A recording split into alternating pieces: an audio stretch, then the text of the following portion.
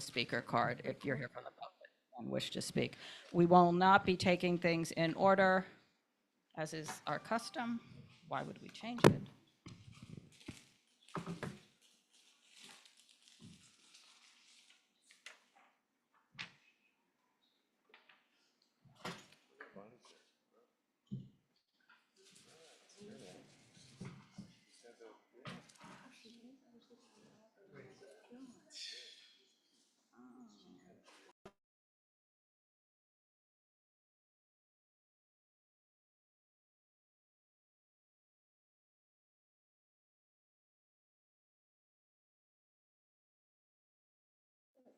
Okay, we'll get started. My name is Donna Raftery. I am Chair of Community Board 2's SLA Licensing Committee. And other committee members here are Dr. Shirley Smith, Erica Olson, Bob Ely, Brian Pape, and Katie Bordenaro. So the way this works is I will call on the application. The applicant will come up to the podium over here. There are two microphones. The one on the stand raises and lowers. They both will come out of the holders. Make sure they're on and make sure you use them. Everybody needs to use a microphone. The applicants will present their application to the committee. The committee will ask any questions. If there's anybody here from the public who wishes to speak on the application, we will then call on the public. All of the public members who wish to speak on the application will speak, and then we will go back to the applicant for any responses. Everybody is addressing the committee. I ask that everybody speak respectfully to each other about the applications, et cetera. And again, make sure to use the microphone. And I think that's it. So the first application we're going to call on is Breitling USA at 875 Washington Street. This is an on-premise bottle club license for a previously unlicensed location, and it is C5. I'm trying to start the year strong. All right. Thank you, everyone. Happy New Year. I'm Phil. You need to either Let's hold it, raise it. Yeah. let's try that again. Okay. Happy New Year, everyone. I'm Phil Dorn, attorney Pizetsky and Bookman. To my right is Camilo Lopez. He is the CFO and COO of Breitling USA, the luxury watch brand. This is an application for a bottle club license. I think many of you are probably familiar with what a bottle club is, but if you are not, I'll briefly explain. Do not be deceived by the name. Bottle club does not mean private club. It's not a members club. It is just a license category that is these days used for retailers, similar, perhaps like a barber shop or a wedding dress shop, who can provide a beverage to their customers free of charge to help them enjoy the experience while shopping. The license category does not allow for the sale of alcohol, only to give it away. There are a handful of licenses of this type in this community. Watches of Switzerland is one of them, for example. And so the concept is basically, someone's buying a nice new watch for themselves or for their significant other, and while they're going through the buying experience, they are allowed to have a glass of champagne. I see a hand up. Oh, I'm so sorry. I do, yes. I got so excited. Way. Here, let me just hold on to this. So excited to present. Thanks. Dr. Smith.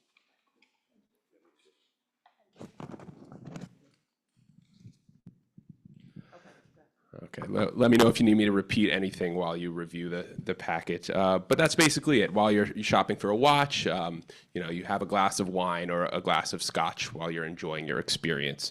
This is not one of the retail concepts that you may have seen pop up over the years where there's a bar, it's a mix of, is it fashion, is it food and beverage? It's not one of those places. They cannot sell alcohol.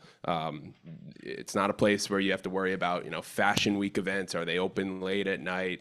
Big crowds. They close at 9 p.m. each night, and that's really rare. It's typically going to be 6 p.m. They've been open for the past 2 or 3 years, and they close at 6.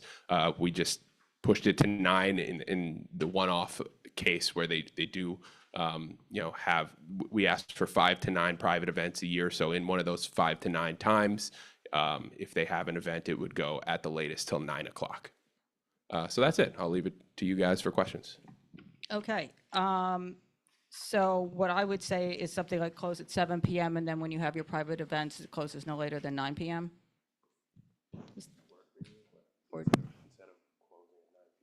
Or do you want the flexibility to open to 9? It would be close at 7, and then for private events only close at 9. Yeah, that's fine then. Okay. Okay.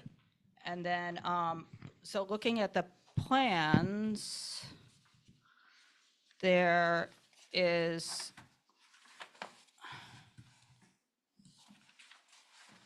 okay, there's the room, there's the stairs. The cellar, that's Yes. the first floor you come in, that's there, okay. And then the cellar, you go downstairs, there's a bar downstairs. Yeah, it's kind of a lounge seating area where customers can, try on the watches and sit and have a glass of wine while they're doing so. And are there watches displayed downstairs too, or no?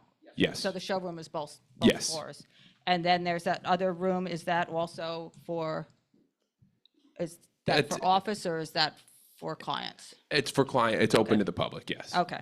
And the bathroom is, The bathroom's on the main floor, the first floor. okay, yep, got it, okay. It's marked. It's on the bottom right, depending, or the top right, depending upon how you're looking at it. Okay. And then it said no security, but I do not believe that you don't have security. There's a person Okay, at the I door. just want to make Yeah. sure I'm not checking No, no security because thank you I for imagine that you double-checking on would that. want security. Yes. And then is there a maximum number of drinks or does? We didn't anticipate doing a max number of drinks, just just in the giving it off away. chance where someone's buying a $20,000 watch, and if they want a third glass, their third scotch. hard to say no to that. But they're really, it's Yeah, not going to be they're giving it happening away, very so often. it's not, okay. I think that's all the questions I have. Does anybody else have any questions? Katie? So, is this working? I think so. Good. So I noticed you started off talking about private events. Is it working? Yeah. Okay. Okay. But on your questionnaire, it said no private events. And when I read the email to the community, it said private events. So I just point out that. Yeah, that might be a type in the proposed method of operation. If you go a few pages beyond what you were looking at, we put down yes and 5 to 9 times a year. So we'll put down, Perhaps. should we put down 9 times? Put down 9 times a year. Okay. Great, Putting thank down you. 9 times. I It just- apologize. Yeah, I mean, thank they you for pointing that haven't- out. I live in the neighborhood. I think you did one event as far as I know out. We had a collaboration with the NFL, and that was it. Thank you. Okay, is there anybody here from the public on this application? Okay, so what it's going to say is the hours close at 7. There are 9, not more than 9 private events. Private events will close no later than 9. Great. Is that all right? Okay, okay, thank you. Thank you very much.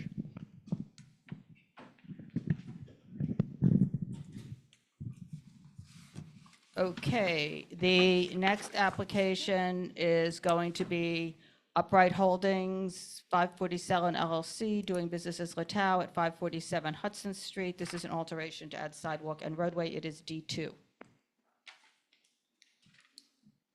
D2. Isn't it? Oh, D2. I said it wrong or I wrote it wrong. batting Oh, 500. I wrote it wrong. Well, we were off to a good start. A for effort. Is there anything? No.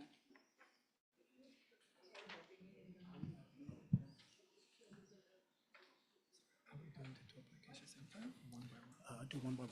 One by one. Hello, everybody. Donald Bernstein on behalf of the applicant. Welcome back, Mr. Ely. Good to see you.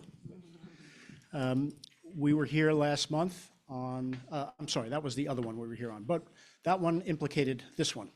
So Nuno, as you know, is going to be opening a new restaurant on West 10th Street, and one of the issues that came up was compliance with DOT regulations and issues some of the neighbors had with the restaurant at 547 Hudson Street. My office did not do the DOT application, but it came up in the course of that in fact, the alteration application had not been filed. So here we are appearing before you on the alteration application to add the roadway and the street seating. Some of the residents had some issues that they raised last month in connection with the 10th Street application. I had a conversation with Augustine after that, and we engaged in, I think, some productive email exchanges over the past few weeks where we proposed some stipulations. And I was also happy to hear when I got here that Nuno had spent about an hour with Robin and with Augustine today. And as far as I'm aware, they hammered out an agreement for that space. Now, I just want to mention that Nuno, we weren't sure how everything was going to be received today, and he has prepared a bulk of documentation to support things, which I told him if he wants to pass out support letters for the file, we can do that, but it may not be necessary to get into it. But he was fully prepared to address these specific issues. I think now that we have an agreement, we may not have to get into all of that. But I just want to tell you, he's very concerned about his reputation. He went into a place that was a bar, turned it into a restaurant. I think he made improvements. He's very concerned about his standing in the community and with the community board. So he wants to sort of clear his name. And I think by entering into an agreement, I think we were coming a long way to do that. So I just want to read the stipulations, if I may, into the record so that you all know what the parties have agreed to. First, we will maintain a 10-foot clear path on Hudson Street sidewalk at all times, with minimum 8-foot clearance diagonally to the large tree bed to the south. Number 2, roadway setup to be fully in compliance with Dining Out NYC guidelines at all times. 3, sidewalk and roadway setups never to extend beyond the business frontage at 547 Hudson Street. 4, sound levels from all existing and future venting, air conditioning, and heating equipment to be in compliance with New York City noise codes, and vent machinery turned off promptly at 11 p.m. nightly. 5, reasonable steps to remediate the fumes and odor nuisance to be undertaken. 6, all DOB violations to be cleared. 7, host stations to be kept indoors at all times, no busing stations outdoors. And finally, all outdoor dining to end by 10 p.m. My client has agreed to those. I believe, based upon Augustine's email, that the Block Association therefore is supporting the application. Okay, so I just have 2 things. One, that the Block Association didn't bring up, but when it was at our outdoor dining working group, those seats on the sidewalk that are on the southern side need to be 5 feet from the building entrance. And that, I can show you the diagram that from that time. And, oh, here. And so that, those seats that are there, I don't think will fit there. Which seats are you talking about? I can show you the picture. The seats on the south, the 2 seats on the south. So anything right, because this is the primary building entrance, so these seats have to, because this is the 5 feet from there. He's not gonna, I know he's not going to be happy about that, but that's, and just to say, we finally did get some clarification from DOT, which we've been asking for the past year and a half on the primary building entrance. They're not enforcing necessarily this, but they say that as a matter of policy, New York City DOT consistently interprets a primary building entrance as an entrance that leads directly into the main lobby of the building. For example, side doors that go into corridors, service areas, or directly into individual units would not constitute a primary building entrance. So that's what they finally said. On the other hand, he's losing seats there, but he's gaining seats on the roadbed. So that's. Can I talk right now? Yeah, yeah. Oh, thank you. There was something that, by the way, good night for everybody. Thank you for taking me. And thank you for meeting with the community. I appreciate it. Absolutely. Yeah, it means a lot to me and to Leitao and for Galo. That was one of the things that we raised to the DOT because I know about the rule of the five. Right. They never were able to indicate it, what kind of answers will be. We asked that particular because that one I know is an issue. Right. They did send and approve the diagram. Yes. What I did today was compromising to reduce that seating to making sure the pathway even could be bigger than 8 feet was what we have in the meeting there. I will be willing to even put a little shorter to not lost the seats. Of course, can imagine is a big impact about jobs or something like that to have the seatings plus exposition. I'll be able to compromise a little bit shorter or wait for the DOT to have a clearance regarding, okay, that is exactly Okay. interest. I'll see, it took us until October 30th to get this answer from DOT. I'm just telling you, because we've been going back and forth since we've been evaluating this. They may not enforce what they're saying, but What I could suggest is keep getting the information there. If the DOT really says that we needed to remove that seats, yes, of course, for us is a big impact, like you can imagine. Yeah. I could compromise like I did today, having a shorter seating for there, if you guys are willing to. okay.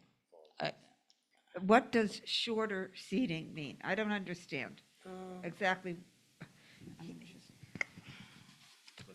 There are, well, on the packet that you gave us, there are 6 seats on the southern side. Where are you proposing to? Reducing, what I'm suggesting is reducing to 4 seats to have a little bit more. To clearance. reduce it To four to 4 seats, so you're gonna get rid of that which is gonna one. Basically, I did compromise today with the Yeah, no, I Association know. of the Block already to reduce that from 6, since we got approved for DOT, but I'll be willing to reduce for 4 people only there, which is gonna have more pathway clearance. So I think is what you're asking. It's not exactly what I'm asking, but No, we'll see what the yeah. committee says. Okay. I mean, Okay, we'll discuss it. yeah. Okay, and then the other thing was the hours are 8 AM to 9 PM because of the full board hearing. That stipulation was put on at the full board hearing. I think if we got your support for 10 PM, I think that the SLA will accept. Okay, So we so would, it's we would 8 ask that you support 10 PM. Okay, so it's not 6 AM though, it's 8 AM. I'm just saying that because those are the dining out rules. I mean, dining out rules are outdoor dining starts at 8 o'clock in the morning, and on Sundays it starts at 10 o'clock in the morning. Yeah, That's, we'll be doing the regular dinner hour that we have 5 PM. okay, till so 10 PM so for it'll an outdoor. be 8 and 10. Okay, to 10. Okay, does anybody from the committee have anything? Yes. Brian, go ahead. So just to add to the primary building entrance compromise, what you show is a border around the seating on 2 sides in your diagram. We do require that in Sidewalk Cafe be delineated with a border, with the stanchions that you show in the photographs, but they need to be on that side, south side, so that the chairs don't migrate into the entranceway. So the protection of the entranceway is very important to us for the community. And so if there's going to be any compromise, we've got to make sure that there's no obstructions in front of the entranceway. Well, in the photographs, I see that there's room to move over, crowd your entrance more than the neighbor's entrance, or the primary building entrance. So that's my comment on that. Okay. Anybody else on the committee have anything? No. We're going to discuss it in business. I mean, okay. I have members on the public here on this one. Does people want to speak on this one? Okay, come on up. Sorry, are we discussing the Galo or are we discussing? We're going to finish this one, and then we're going to go to Gallo. So Okay. right now, Are we gonna do it, because I know there is people who are interested, they wanted to support the Galo. I don't know. we are doing Leitao, and then the next item we are doing is Gallo. Okay, absolutely. Do you want them to speak on this one? I don't think it's necessary. So Yeah, that's if what I'm saying. anybody wants to speak on Leitao, do I have, you're sitting here with all the cards in front of you. Welcome back. Okay, So anybody who wants to speak on Leitao, please come up, and then if you want to speak on Galo, you can come up again for Galo. Thank you.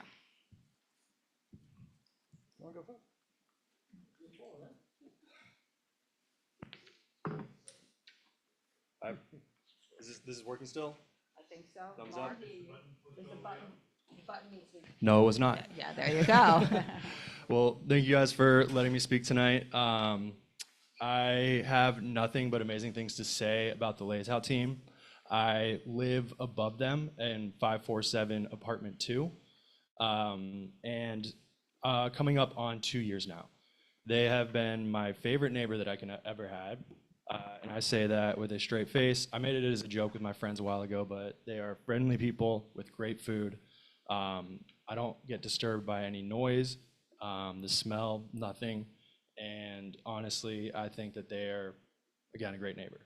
I'm trying to think that I've been there about 2 years with my now fiance. They helped me celebrate my recent engagement. It's a great team. Congratulations. Thank you very much. Yeah, any questions? No? Where's your apartment? 547 Hudson, apartment 2. Yeah, I mean, Oh, relationship to directly the- above them. All right, facing the street, Hudson. Yeah, so we're the entire, it's a railroad road apartment, so from the front to the back, we replicate their layout. Thank you. So you go from the front to the back. Exactly, and that is my front door in the picture. But that door serves other apartments as well. Yes. Correct, 3 others. So we walk through the hallway, which shares a wall with them, and then we're 2 floors above. Next up.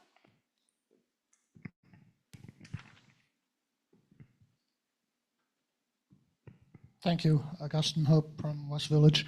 We had a great meeting with Nuno today. I think we can all agree that Nuno is a very sharp dresser and his Portuguese food is delicious.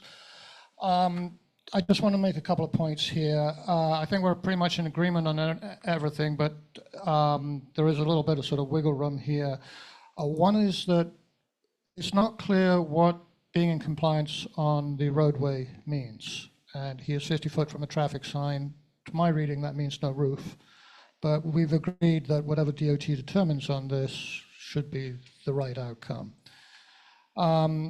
The second one is, and this is a decade and a half long problem for me, noise in the backyard, in the back of our building.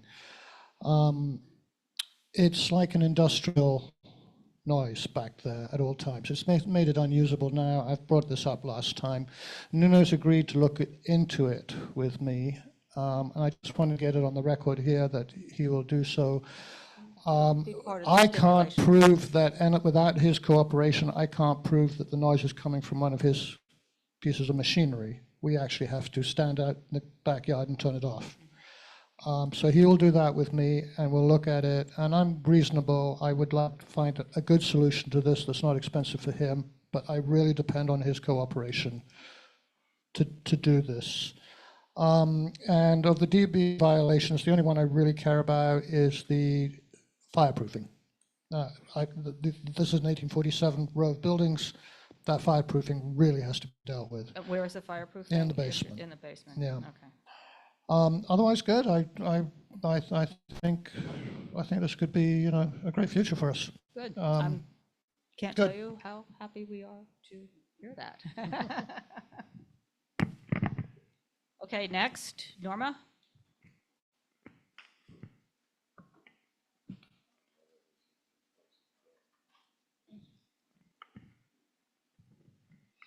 My name is Norma Cote. I live up Hudson Street, a couple of blocks. I frequently have occasion to pass Leitao, and I don't want to throw cold water on Augustine's agreement, but I think any agreement that this restaurateur enters into is writ in the wind. Their compliance is less than zero. I won't go into why the diagram that they submitted here, which is the same one they submitted before the outdoor dining committee, was in violation of the law. But I can tell you that they're not even abiding by that. they are not now operating the way that this diagram lays out. They have more tables, and they are spread out wider. And they obstruct a significant amount of the sidewalk. And I would also like to point out that they try to prohibit people from taking photographs of their installation. So I think, I think there's no point in having an agreement with them. I think that the license should be denied. Okay. Thank you. Okay, I think, is there anybody else here that I didn't sign up that wants to speak? Okay. Committee, anything else? Okay, I think we're good. Stay there because we're just going to go get the papers, but yeah, we'll go on to Galo.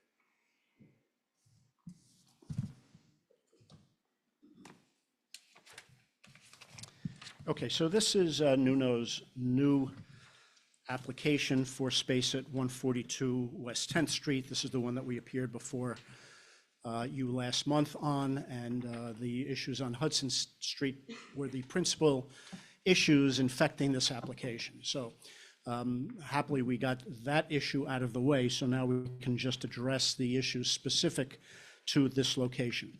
To remind you, this will be a Portuguese restaurant. The space has been licensed since the 1970s. We've been able to trace it back to at least the early 2000s with applications from the SLA. We know it went earlier than that, but the SLA doesn't have all those records.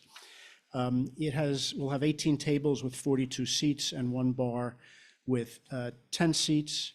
One of the issues that was raised last month were the hours. We were looking for, I believe, midnight across the board, and we have compromised on that. Nuno has had some conversations with Robin, and they entered into a proposed stipulation, which we circulated. We sent to your office earlier today.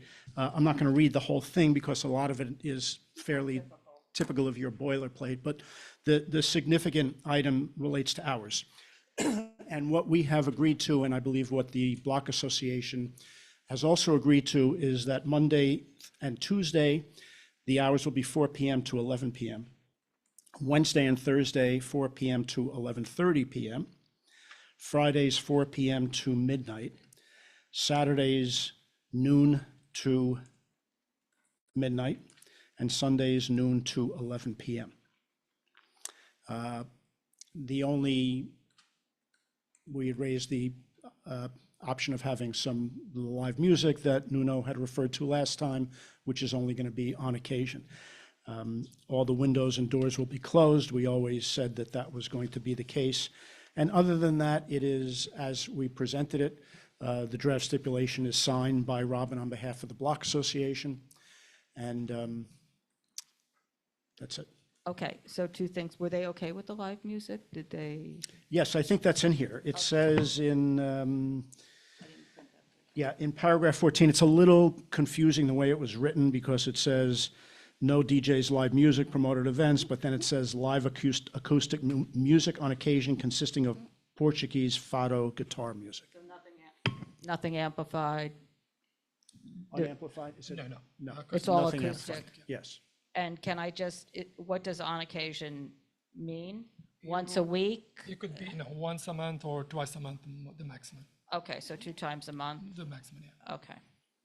And then the other question I had, it says on the application that there's a new facade. Is there going to be a new facade? Just new signage? New signage, yeah. That's new it, you're signage. not changing the windows, because it also said you'll keep the doors and windows closed at all times. That but is you're- So that you're is not something changing we- that one? There is something that we agree. I did talk to Robin today regarding the window is the same, stays there. The door, there was a prior door, there was slightly little window on the door. I addressed that. I take to put consideration, but we will not leave the doors open. We compromise with that. Okay. Okay, I think that's, and then the basement is only used for bathroom use only, there's no tables downstairs or anything, it's just for only the upstairs, bathroom for the patrons. You'll use an online reservation system if need be? Yes, keep like lines Leitao, away? 95% reservations. Okay, and, I'm just gonna write the live music in here, okay. Okay, and I think, and there's no outdoor seating, and there's no TVs? No. I think that does it for me. Does anybody from the committee have anything? I have 2 questions. Okay. So on the application, you say doors and windows to close by 10 PM, but you're telling us here the doors and windows will always be closed. So that will be, Absolutely, yeah. that That we're was going on to the ignore that. stipulations, yeah. And last time we spoke, I know it's a very small space, but last time you agreed that the staff would not go in that little back alley for a cigarette break or a private conversation, that would just be for putting the garbage out and taking it in. It wouldn't be any, It's absolutely. use. Even one of the neighbors emailed us this week, say there is, the back door is just to put the garbage. At Leitao right now, nobody smokes, so hopefully keep the same, but, yeah, there will not be anything to hanging out outside to create any noise to the upstairs. okay, those are my questions. Okay, we've got members of the public on this one, so we will go to them. Come on up. Nick Koenig, John Staffen, Samuel Cravo, if I'm mispronouncing.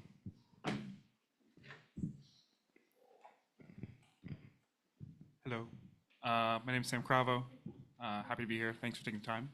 I just want to come and say that I've been a patron of the Leitao restaurant for many years, and the lengths that this man has gone to connect the small Portuguese population that is in here in New York City and even in New Jersey is fantastic.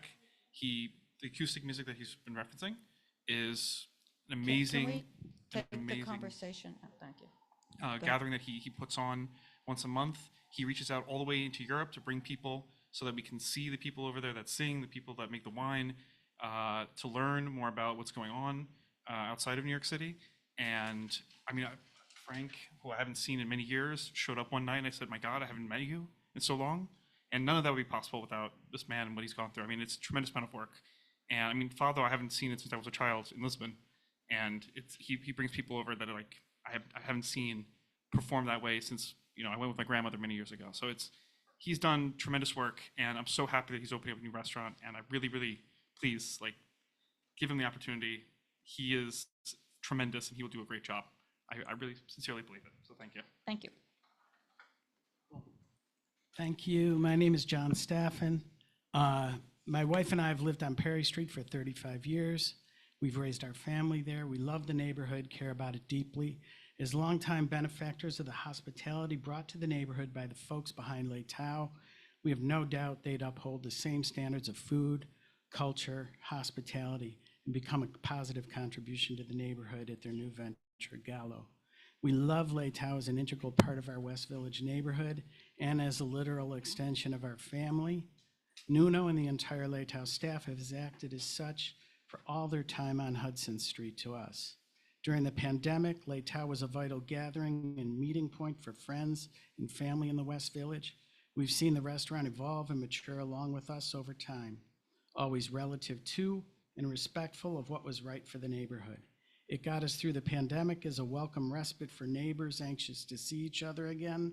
It's where we go on romantic date nights, where we go to family dinners, where our sons take their girlfriends, where we continue to meet up with friends from the neighborhood, a place we've held extended family celebrations like birthdays and graduations, and as just referenced, a place we've enjoyed learning about Portuguese culture via food and hospitality. More than a restaurant, we consider Leitao an extension of our family, deeply woven into the fabric of what makes our New York City neighborhood so great. The warmth and hospitality that Nuno and his whole staff provides is in their DNA and as a result, in the DNA of the place and how it's run and managed. Leitao's managed over time to become one of our favorite aspects of the neighborhood we love, and we totally support any endeavor they have in it. Thank you for your time. Thank you.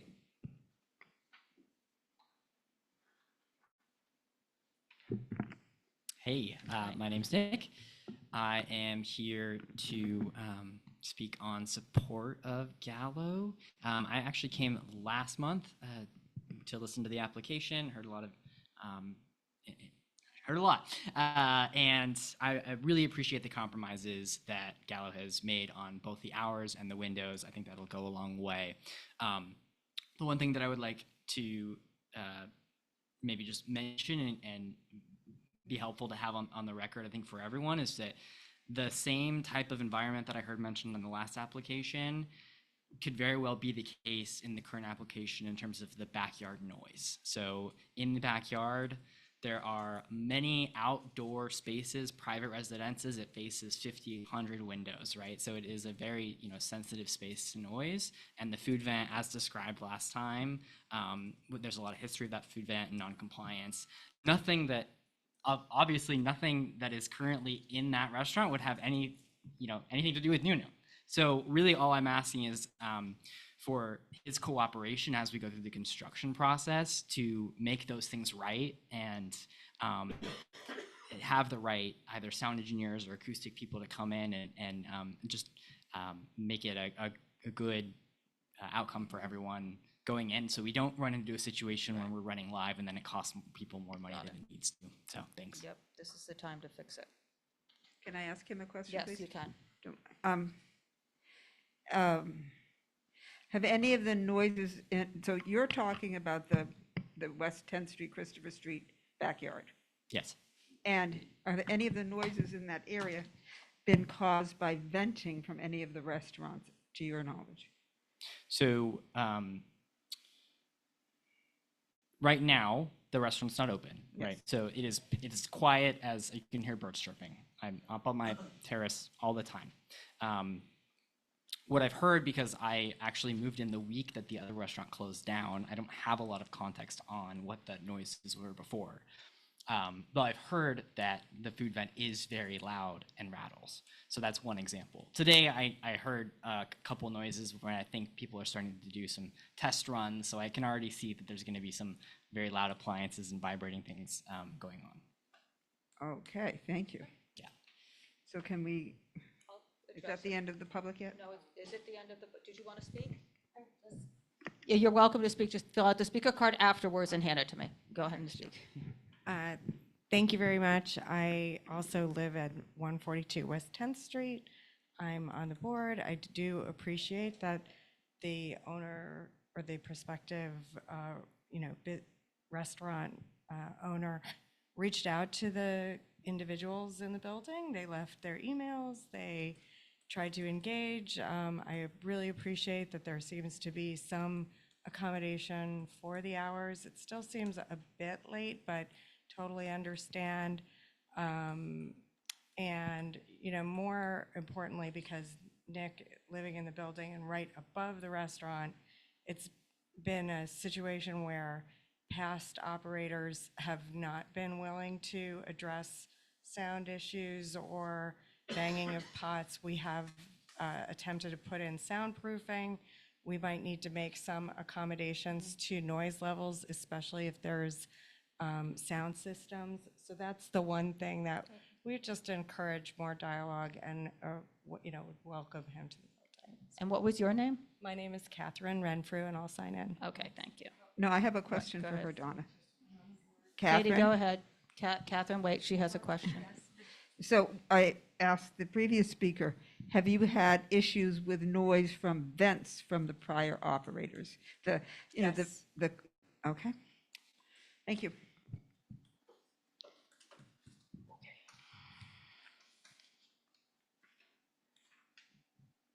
Catherine, the speaker cards are in the back there, just so I get one. Okay, Donald, anything? Okay, so I think it sounds like there might be an issue already existing there with the vent. You're not even in there yet, so I think this is the time, so we don't have to go through Absolutely. Can I do a little recap? First of all, I want to appreciate that it's been a learning experience for me as a restaurateur. We go to the second one. I think one of the things that I learned the most is dialogue, understand rules. A lot of stuff are new for me, as was in the past. We appreciate the meeting with the Block Association 547 with the compromises. I'll be willing to learn. Hope you guys understand what the business needs a little bit. For Galo, we started a brand new process. We're going to be looking whatever the building has. We didn't do nothing already in the kitchen, in the sound. We will, of course, do our best to accommodate, understand what could be the issues with always with a nice spirit, and I'm here to answer everything that needs to be done. So can we agree to doing some soundproofing in there and working with them to make sure? I think restaurants, one of the things that I told you, like on the first meeting, is restaurants are all about energy. I don't want the neighbors be complaining. And we've been learning so much about 547. We transform a pub or a beer place in a restaurant that's wrapped up on the neighborhood. We want to know, making sure actually the same people, and I would say thank you for the people. We have 17 letters of support that I'd love to drop you, not only the people that came. The people that lives above us, I'd love to be our customers, know where we are, come to our food, enjoy. That is our goal, and another goal to do the opposite. I felt we did great steps today, particularly with Augustine and the neighborhood, to go together and see what's issues, if there is a compromises, financial or adjustment that could be even to the business to maintain jobs. I'm willing to do that. As of right now, we didn't open yet. We are planning to open just in June. So I will say it should be proactive in June, July to see what could be the... So I would just say one thing. The Yeah. time to fix this is before you build it out. Because if you've built it all out, right? The place You're is... not going to want to rip anything out. Once it's built, it's built. So if you're going to soundproof it Yeah. and make sure it's soundproof, because I don't know what was in there before. Yeah, well, And so then it sounds like, especially with the vent system, there are issues. That they're already saying there are issues. I'll be So- happy to test that out. I think it's something really important. I'll be happy to test that out. What I'm saying is when the restaurant opens is where we actually see the entire action. Is the right, music, but is I the think people, that- is that... Right. People will add a certain amount of noise to that, but the music can be tested before it's open. Absolutely. The ceiling, just the noise from downstairs, the pots in a kitchen cleaning up, all of that thing can, there's got to be some test, because once it's built out, what are you going to do? Yeah. Once you're open, you're not going to close it to redo this. So this is what we always say to people: you're going in new. This is the time, and it sounds like the old restaurant that was there were some issues with the exhaust in that backyard and everything like that. So they're sort of telling you that that's something that needs to be I'll be happy to looked set up. at. It's I'll be already happy a to set up problem. that. I think that's just fair. I think that is fair. We do that sound testing. I think that's sound testing. Can I ask him one more Go, question? Road. Yep. So can you please describe the exhaust vent that you see there now that you're working with? I took the prior exhausting, so I didn't turn it on yet. No, I'm not asking whether you turned No, it. I don't know what to do. Goes all the way up? Technicality goes to the top. I cannot give you details on the technicality of that, of the fan. That was his work. Okay. Sorry. Does anybody else from the committee have anything? Okay, thank you. Thank you. Give the money documents? Yes. Yeah, When okay. did you do these? I just work so hard with these letters, and my regular customers wrote so many letters. I would love to, you guys could learn a little bit about it.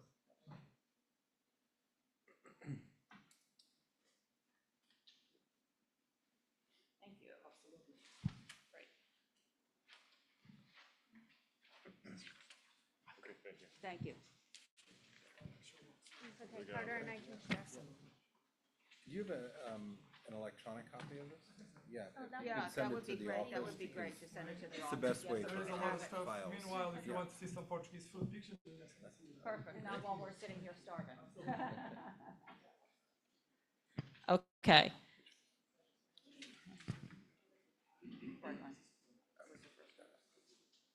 Okay,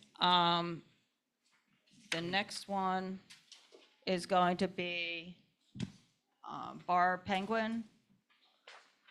New York City LLC, doing business as Bar Penguin, formerly known as Penguin Flagship, New York City LLC, at 57 West 10th. This is an on-premise for a restaurant. I think it's number C6. Yes? Yes. Woo. Yes. Any changes? Good. Steward of the environment.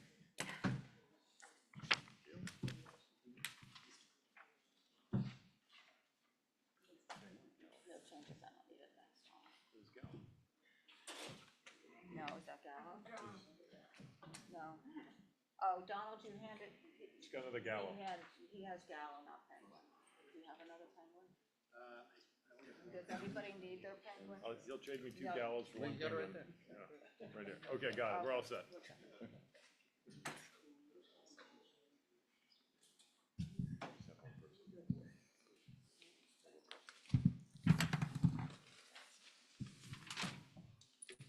Okay. We were here last month on another matter on 10th Street, and Emmett and Margot had an opportunity to take the space across the street at 57 West 10th Street.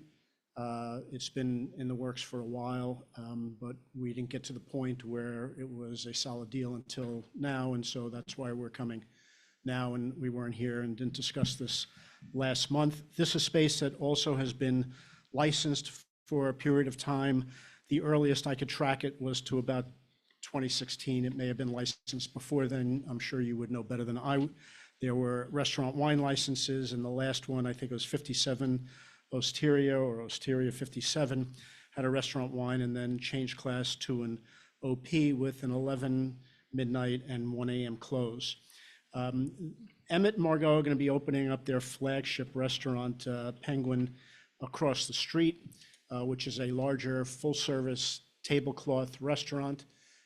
This will be a sort of smaller satellite restaurant. They style it more as a cafe. However, it does have a full kitchen and does have full meals. So we will not be filing as a tavern. This will be filed as a full restaurant. It's small space. It's 1,600 square feet, just one floor. There'll be 22 tables and 44 seats, 2 small bars, a total of 10 seats at the 2 bars for a total of 54 seats. When they did the sound study for the place at 64 West 10th, which was a particularly older building, they thought, well, if they end up taking the space, let's get Alan Firestein to go in here and take a look, and so we don't have to call him back. So we did. His sound report is attached to the questionnaire. He has about half a page of recommendations. We've reviewed them, and we will implement all of those soundproofing recommendations. There will be only background recorded music, no DJ, no live music, no promoters, no open windows, no open doors. The hours we put in 9 to 12, but we were supposed to be put in 1 a.m. on weekends, which is what the prior operator had. So we would like to maintain the same hours as the prior operator. Do you want to add some flavor?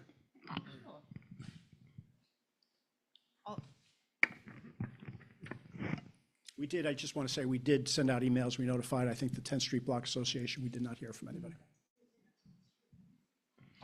Thank you. Good to see you all again. I think I'll try and keep this brief. It was a bit of a dream come true to find out that the space opposite was opening. I think I'll start with the boring operational part of that. It makes our lives a hell of a lot easier. Everything from being able to walk between the two to say hello to guests through to things like storage. It's just practical and easy, but it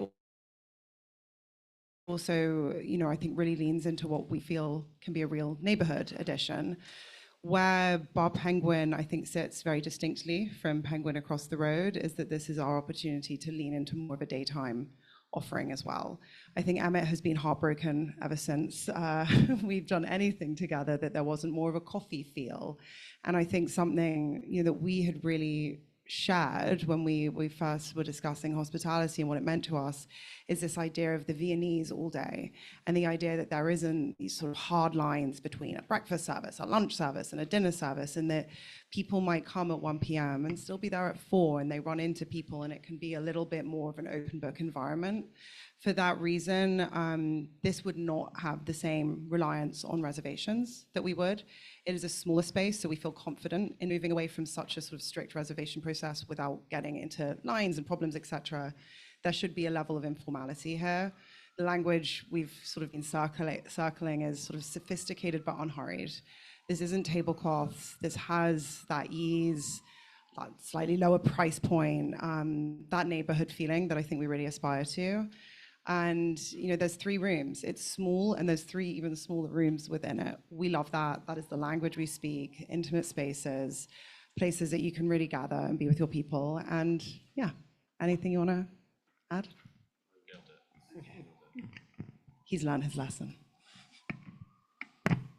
Okay, so, and private parties? I think we can agree, what did we agree last time, 12? Max, we could agree on no more than 12 full buyouts a year. Okay. I'm just going to say, my concern here, well, one is the later hour. It's a residential block. It did have a restaurant before that was a quiet neighborhood restaurant. You're going to be a destination. You're already a destination. At your other location, there's parking on both sides of the street, there's a bike lane, there's 1 lane of traffic, and now you will have 2 destination spaces right across the street from each other. While I see that it's great for you, I don't know how wonderful that is for the residents on this quiet little West Village block. And so how is, talk to that, because I think for people that live there, this has the potential to be a real problem for them. Sure. Yeah, I think last time we spoke specifically about channeling the Ubers to 6th Avenue. But just let me say one thing Sure. too. The other thing is this is not reservation only. This is all day, people coming in and everything else. So. Right, yeah, we can emphasize reservations if it makes the neighborhood more comfortable. And in terms of dealing with traffic, we would apply the same strategy here, where any Ubers who are called to location would drop off on 6th, they wouldn't drop off on 10th. I think just the one other thing I'd add to that is just the nature of the space. That Bar Penguin it's not a big space, so we can't. We are intentionally limited in what kind of numbers and footprint we're having, and you know, I would also like to think and hope that these venues will not be competing, and you know, in the daytime and when people are coming for lunch, etc., that it will have that natural. Well, the daytime lunch I don't see so much as the problem. It's the late afternoon into 1 o'clock in the morning that I see as a problem, especially with another place across the street. And the place on 13th Street, I don't believe is all that large. And we have received letters of complaints. Even after our last meeting, we received a letter of complaint about the operations of the cars there, everything else. I know there's construction across the street. They said there are DJs. They are not here, and you could not address that, and so therefore, but I'm raising that now because we have the opportunity to raise it now, and you are very popular over there. And so, you know, saying, well, the Ubers are going to go on to 6th Avenue, that works for one restaurant, right? Now you're 2 right across the street from each other on a residential block. This isn't 7th Avenue, this isn't 6th Avenue. It's a charming street that you would want to be on. But, you know, the people that live there had 2 restaurants that were not destination restaurants before. It's a completely, you know, different thing when you're opening now and you've got to fill everything up and get people there, and they will be there, you know, because of your reputation. And it's great, but it's not a quiet neighborhood, you know, restaurant. And I think that's the concern here on that. So I don't know how you mitigate that. One thing I would suggest is not be open till 1 o'clock in the morning. That's the first step, and close earlier, because you've got the later restaurant across the street, and you're saying part of this is to be open during the daytime, is to have the coffee shop, is to have people there in the afternoon going into the evening. So look at closing, you know, see what you can do with closing, having earlier hours. I know the last place did have something that they didn't take reservations till, yeah, the other one, well, the other ones, that's what they posted. But so what I was just going to say is the other restaurant posted that they wouldn't take anything until after 10:30. But this is what I'm, because you've got the other place across the street that I'm really concerned with having 2 places, like I said, destination open till 12, 1 o'clock in the morning, and I'm not concerned really about the lunch and the early evening. That's my comments. Does anybody else on the committee have anything? Erica? Can you speak to your walk-in plan policy? Do you want to go? Well, I was going to say, just even hearing this, it somewhat makes me think that perhaps the walk-in evolves into more of a reservation in the evening. And I think, things like last reservation at can be very helpful because, that is mitigating foot traffic without us telling people, you've got to all get up and go, having a bit of the later hour flexibility, but we could cap, for example, the last reservation time to be very clear about what this is. I think the other thing, and, apologies if this sounds fluffy, but I do want to mention it. One of the things that has been so gratifying, and I would put a lot of our success down to it so far, is that a lot of our community lives nearby. And, it's of course unrealistic to say no one's coming from anywhere. I have friends all over the city, but a lot of our community is in this neighborhood. And I bring that up, it's very specific, but around the Uber point, there is a lot of people arriving on foot. But I think walk-ins perhaps is a daytime thing. And we do revert to more of a reservation model in the evening. And I think a kind of capped final reservation time could be quite powerful in mitigating some of these concerns. My more specific question, I kind of buried the lead, sorry, is people walk in, do you put them on a wait list?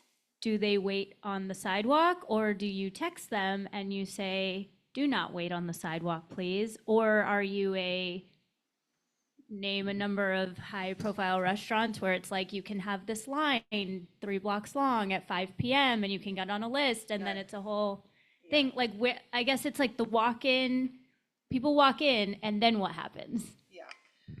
I think it's a brilliant question, and one that, everyone's trying to sort that question out. What I will say pretty unequivocally is that we don't want a line. I know, and I'm not trying to sling mud. I know that can be a very powerful marketing tactic. It's not a marketing tactic that feels consistent with our brand. We don't want that kind of visibility and that feeling as well. I'm a huge believer that you should come, you should feel special when you're there, not sort of waiting, I should be so lucky. I think we need to find an operationally tight way of you walk in and there is availability for you, or we're really sorry, and come back later, or by all means give us a number and we can text you. But I would draw a very hard line at line-up policy. Dr. Smith? I noticed you didn't have price points on your, give us an idea of price points. Yeah, absolutely. So, I think, and this is something that, some members of the board have heard me talk about before because it's something that means a lot to me and to us. I'm a huge believer in flexibility. You should not ever enforce in the kind of brand that we want to build. We don't want to enforce spending a lot of money. We, as a business, like to give opportunities to, but to not make it necessary. I think the price point will feel lower than across the street. I would say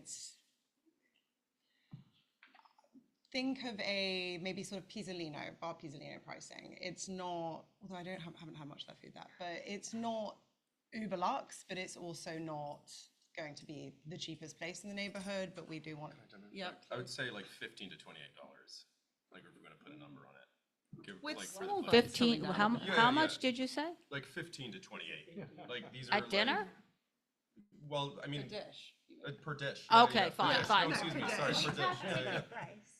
Pardon? Yeah, like a ticket price. Yeah. Oh, like like a couple $100. Yeah. For one or for two? For two. Oh gosh, guys. I'm gonna go in and complain if it's okay. Does anybody else have anything? Okay. Yeah. And by the way, like we can pull back on the hour. Yeah. We'll be flexible. Till midnight. Yeah, so that's fine. All right, so in the sound report or acoustic log report, are you going to be following all of the recommendations? Yes. So you won't have any ceiling? No, and it's no, I was there for the sound test. It's an old, pardon me. I was there for the sound test. It's an old building, and we actually were in 3 different units upstairs testing sound. So I'm very aware of what the limits are, and also it's not a loud music concept at all. It is very much a neighborhood restaurant concept. And given the limitations of it, it's not even an option, so we're not entertaining it. So, Donald, your previous client could learn from the sound report, but we won't discuss that now. I don't see anything about what the menu is for breakfast or dinner. I'm not ordering caviar at 9 o'clock, I'm sorry to say. I'm sorry to tell you that. Katie, all right, what do you, just roughly, what do you have in mind? I mean, Yeah, I mean, Thing- do you have things something? You wanna, and you'll notice it is on from breakfast. It's a flexibility point in the 9 a.m. I don't think we'll be doing start of the day breakfast. Think easy, lovely brunch things you want to eat. Okay, that's Great fine. French toast, a great omelette. Like, and as you hopefully see in the menu, it's things you recognize, but with a little bit of a twist. And a lot of that twist is often going to feel, excuse European. Neither of us are chefs, so we don't like to mislead, but yeah. Okay, thanks. And pastry. Pastry, yeah. We'll smell that. we're going to go to the public. We have Yep. public here? Okay. Bonnie Slotnick?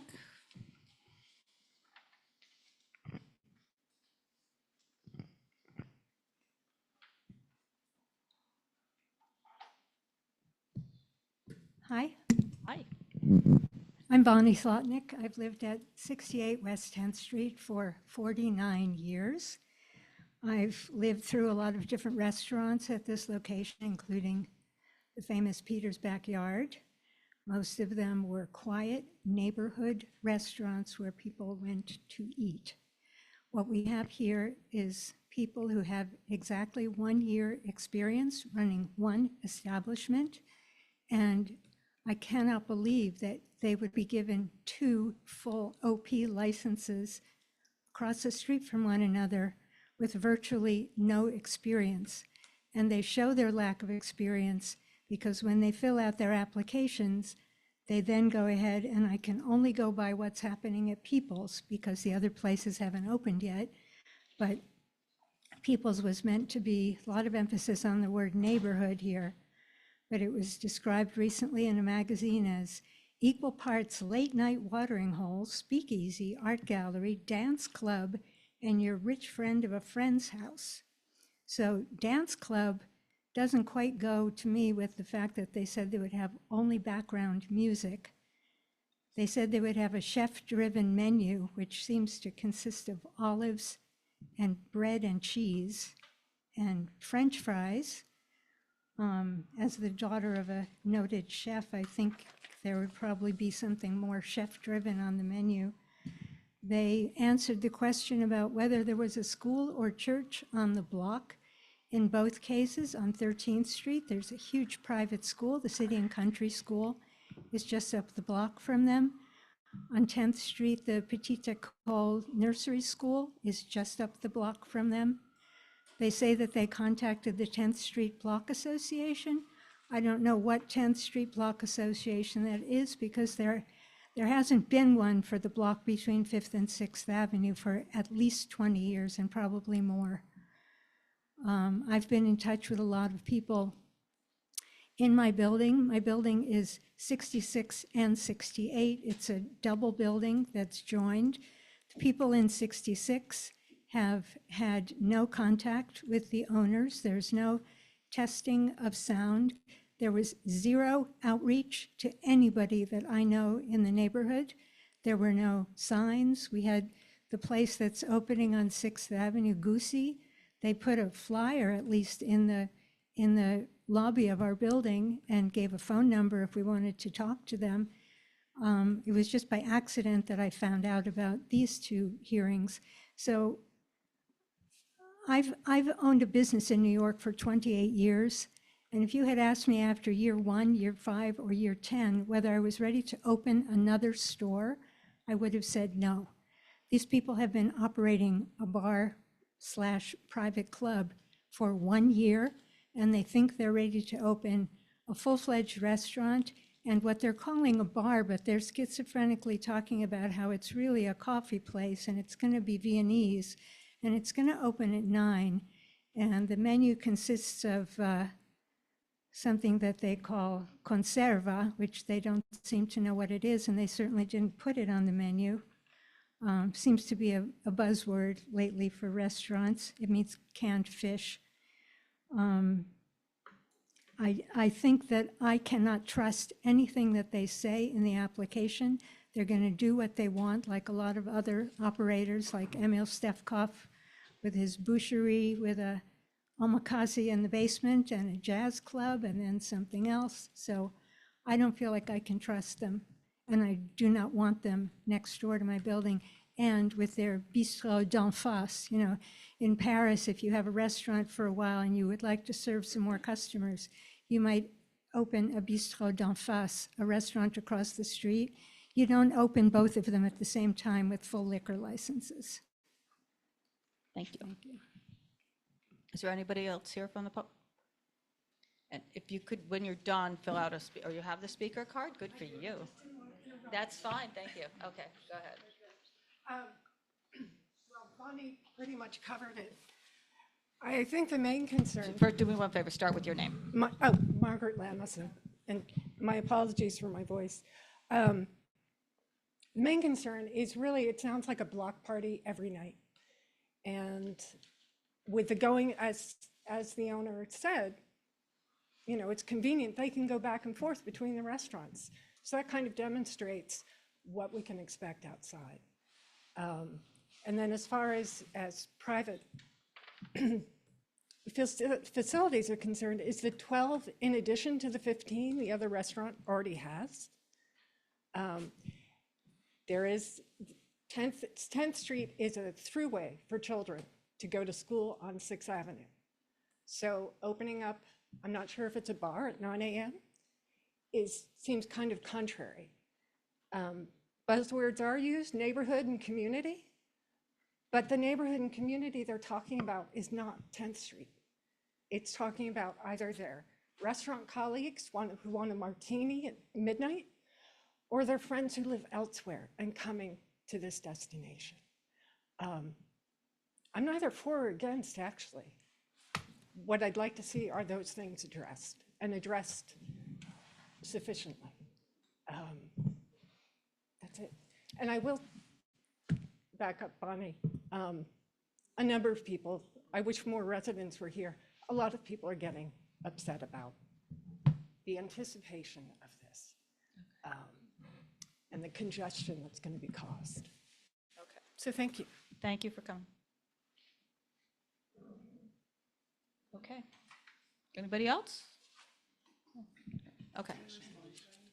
Yeah. Are we allowed to respond? Yes. Yep, respond to us. I'll keep this very With what quick. you've And heard, yeah. yes, you know, we like to hear feedback. We want to hear concerns. That's how we avoid them becoming problems. I do want to clarify a couple of things, and perhaps this is my my familial pride, or whatever it's called, getting the best of me. I do want to point out that it is purely not true or correct that our menu of peoples consists of olives and cheese. We don't serve any cheese. We're currently actually doing a menu pop-up from my dad's restaurant in London with Bang Bang Chicken, with Scandinavian iced berries. So I just want to make the point that that is just factually not correct. We're very open to being flexible around the hours. When I talk about Vienna and the Viennese style, it's not to say, oh, it's a coffee shop in the day and then it's a nightclub at night. What I mean by that is the representation of European cafe culture, which is an all-day experience. And at some point during that, alcohol enters. It's not that it's a schizophrenic or multi sort of hyphenate concept. It's a single concept that happens to spread across those moments. But really want to emphasize to you that we want to be accommodating and understanding, and very happy to be flexible on hours. Perhaps we could do an 11 p.m. All through the week, midnight, Friday, Saturday. Still, we would, even with that, we would still be very happy to put a final reservation cap on there to allay any concerns about people showing up at 11:45 for that late night martini. So yeah, here to be open and try and make this work.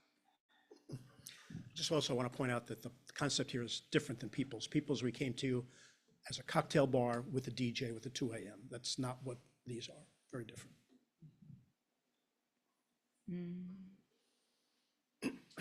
Okay. Still, I think, supposed to be background, and actually, People's does not have a DJ. It's background, this is what the problem is because these are the letters we're getting, but I'm just saying, these are the letters that we're getting from people, is the noise, is that it's, I don't know, you know, with the music is loud, with all of that. We have an approved DJ. That's not correct. We do have an approved DJ there. Okay. I actually checked that today. And I wanted you guys to respond. You know, I think what Bonnie had brought up, I don't know if you guys know, Bonnie's kind of a gatekeeper to a lot of the cachet you're looking for through a lot of the history that she cultivates for many people who are looking to do what you do. And she brings up a really good point about the feeling on the block. And you're fundamentally changing that feeling if you are successful because it's not a local spot. And I think that, and the other woman who brought up the point about neighborhood, you know, it's not a neighborhood anymore when you can't just walk in, or it's not necessarily targeted at people who are there. So, you know, your community isn't necessarily the community where you're moving into, and you're in mid-block on predominantly residential area. So, I mean, and you have places across the street from each other. That's a very legitimate, you know, concern that you're fundamentally with these two businesses changing that block, you know, all at once. Sure. And that's, and it's not just, it's the same people that go to People's, right? That are patronizing your other businesses. That's what happens when people open multiple businesses. The same, your clients move between all three with the different things. So people aren't actually changing who are coming, they're just going to a different experience. So whatever their behavior is outside of one establishment doesn't necessarily change as they come to another establishment. So there's a lot of very legitimate concerns, and I'm just wondering if you could talk a little bit about that, because the hours don't necessarily solve that. Yeah, and I appreciate that point. One thing that we were very adamant about when we opened People's was to be very neighborhood friendly. And to that point, whereas, you know, we are reservation only and very strictly so at People's, the only walk-ins we do take are people who live on the street. And we are very open about it. We're very friendly. We offer free drinks to the people who live in the neighborhood. And that's a priority for us because we do want that feeling. And that's the same policy that we'll have at the new establishment as well. And yeah, I mean, well, I hear you entirely. And of course, the people who come to People's will, to a degree, be coming to other things that we do. But we are also, this is near People's. And like by design, it is a different concept. And it is a different clientele that we're catering it to. I mean, this is very anecdotal. Like even, you know, the swathes of my friends who are now have young kids. Like there are different use cases, even if there is overlap in clients, but I also do, you know, want to leave room for the concept that there is a broader clientele that we tap beyond what we have now, because this is very intentionally a different concept, and it feels more situationally appropriate right where it is, and being across from the road from somewhere else. We're not trying to cannibalize our own business either, and this should feel meaningfully different.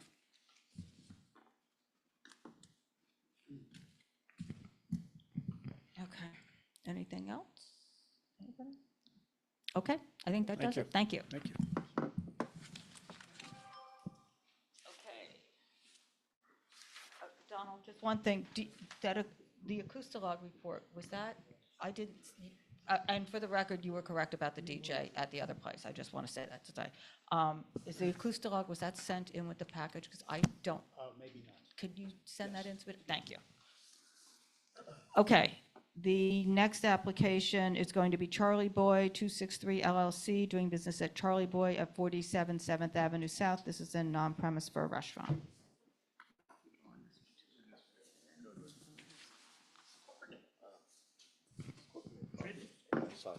Happy New Year, everybody. Happy New Year.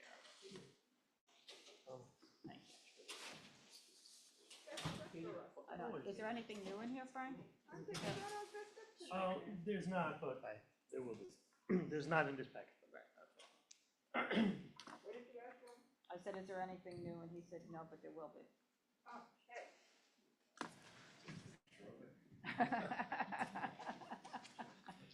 May I take one of those? 'Cause-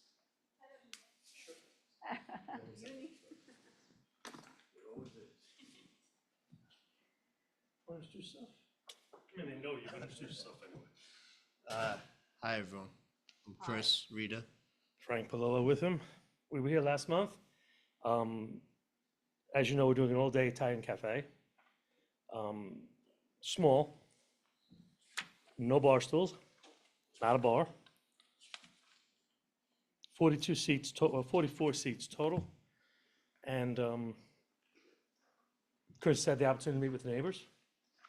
There may be some people here today to speak about that. Did a Zoom call with them and tried to work on some times. I presented during the week from Sunday to Wednesday, 11 p.m. 11 a.m. Last call with 12 o'clock close. And I proposed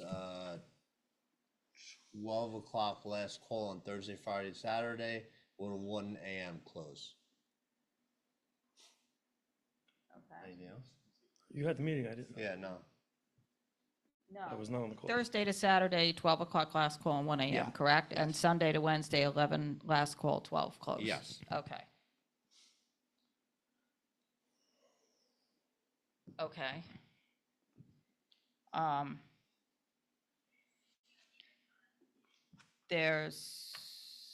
Okay, is that it? Is that That's what? pretty much it. We did our presentation last month, so. I'm not gonna Okay. Waste your time again.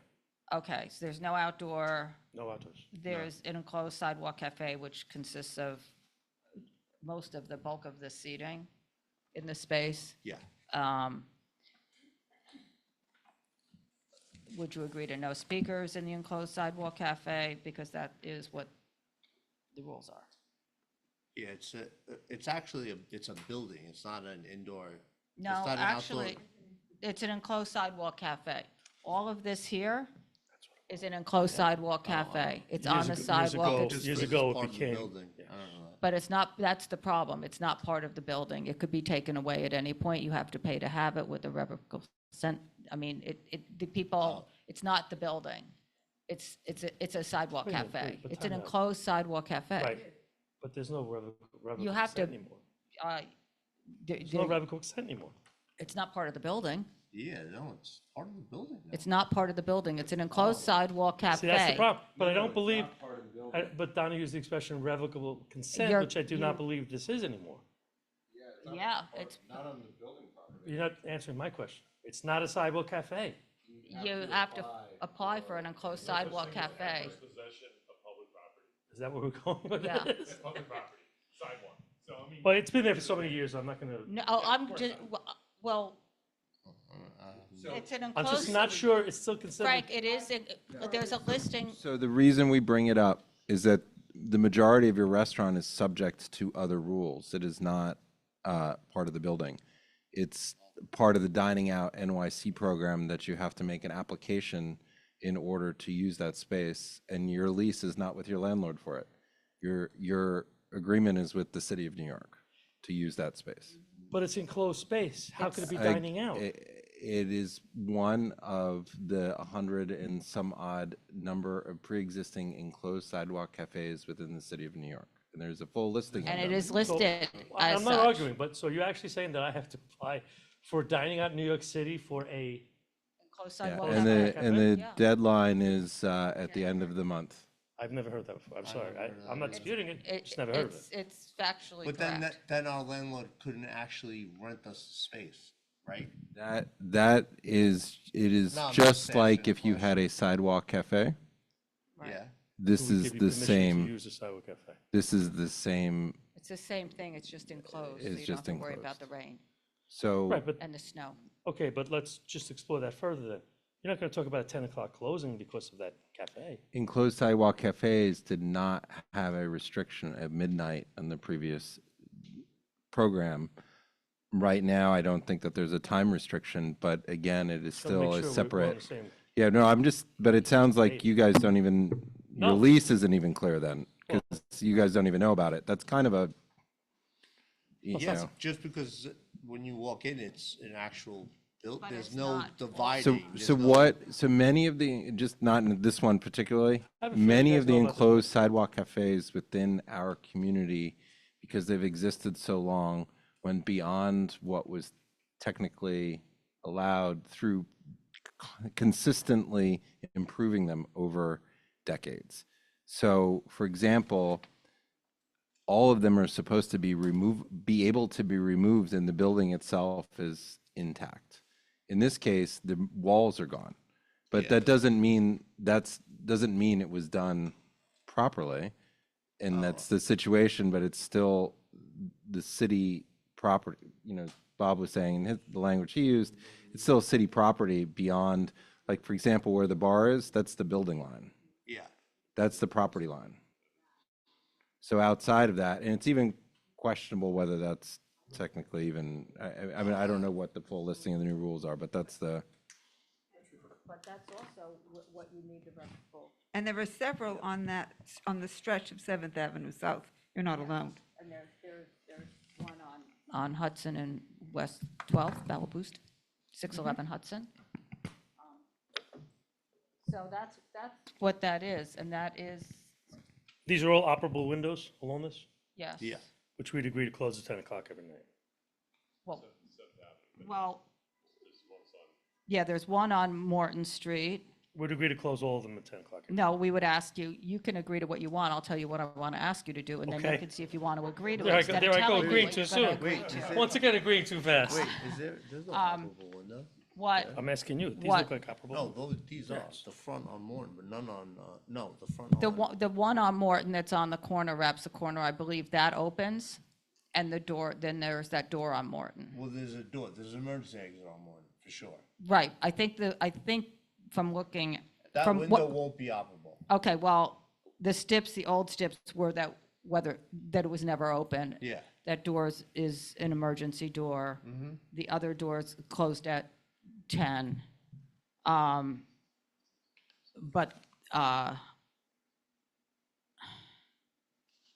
what else? What the neighbors would like is them closed at all times. The patrons only enter and exit through the main doors on 7th Avenue, Yes. and that it's low volume background music only with no, I would just say no subwoofers, because Yes, that gets rid of having the bass problems. Yes. No, it's a restaurant, no subwoofers.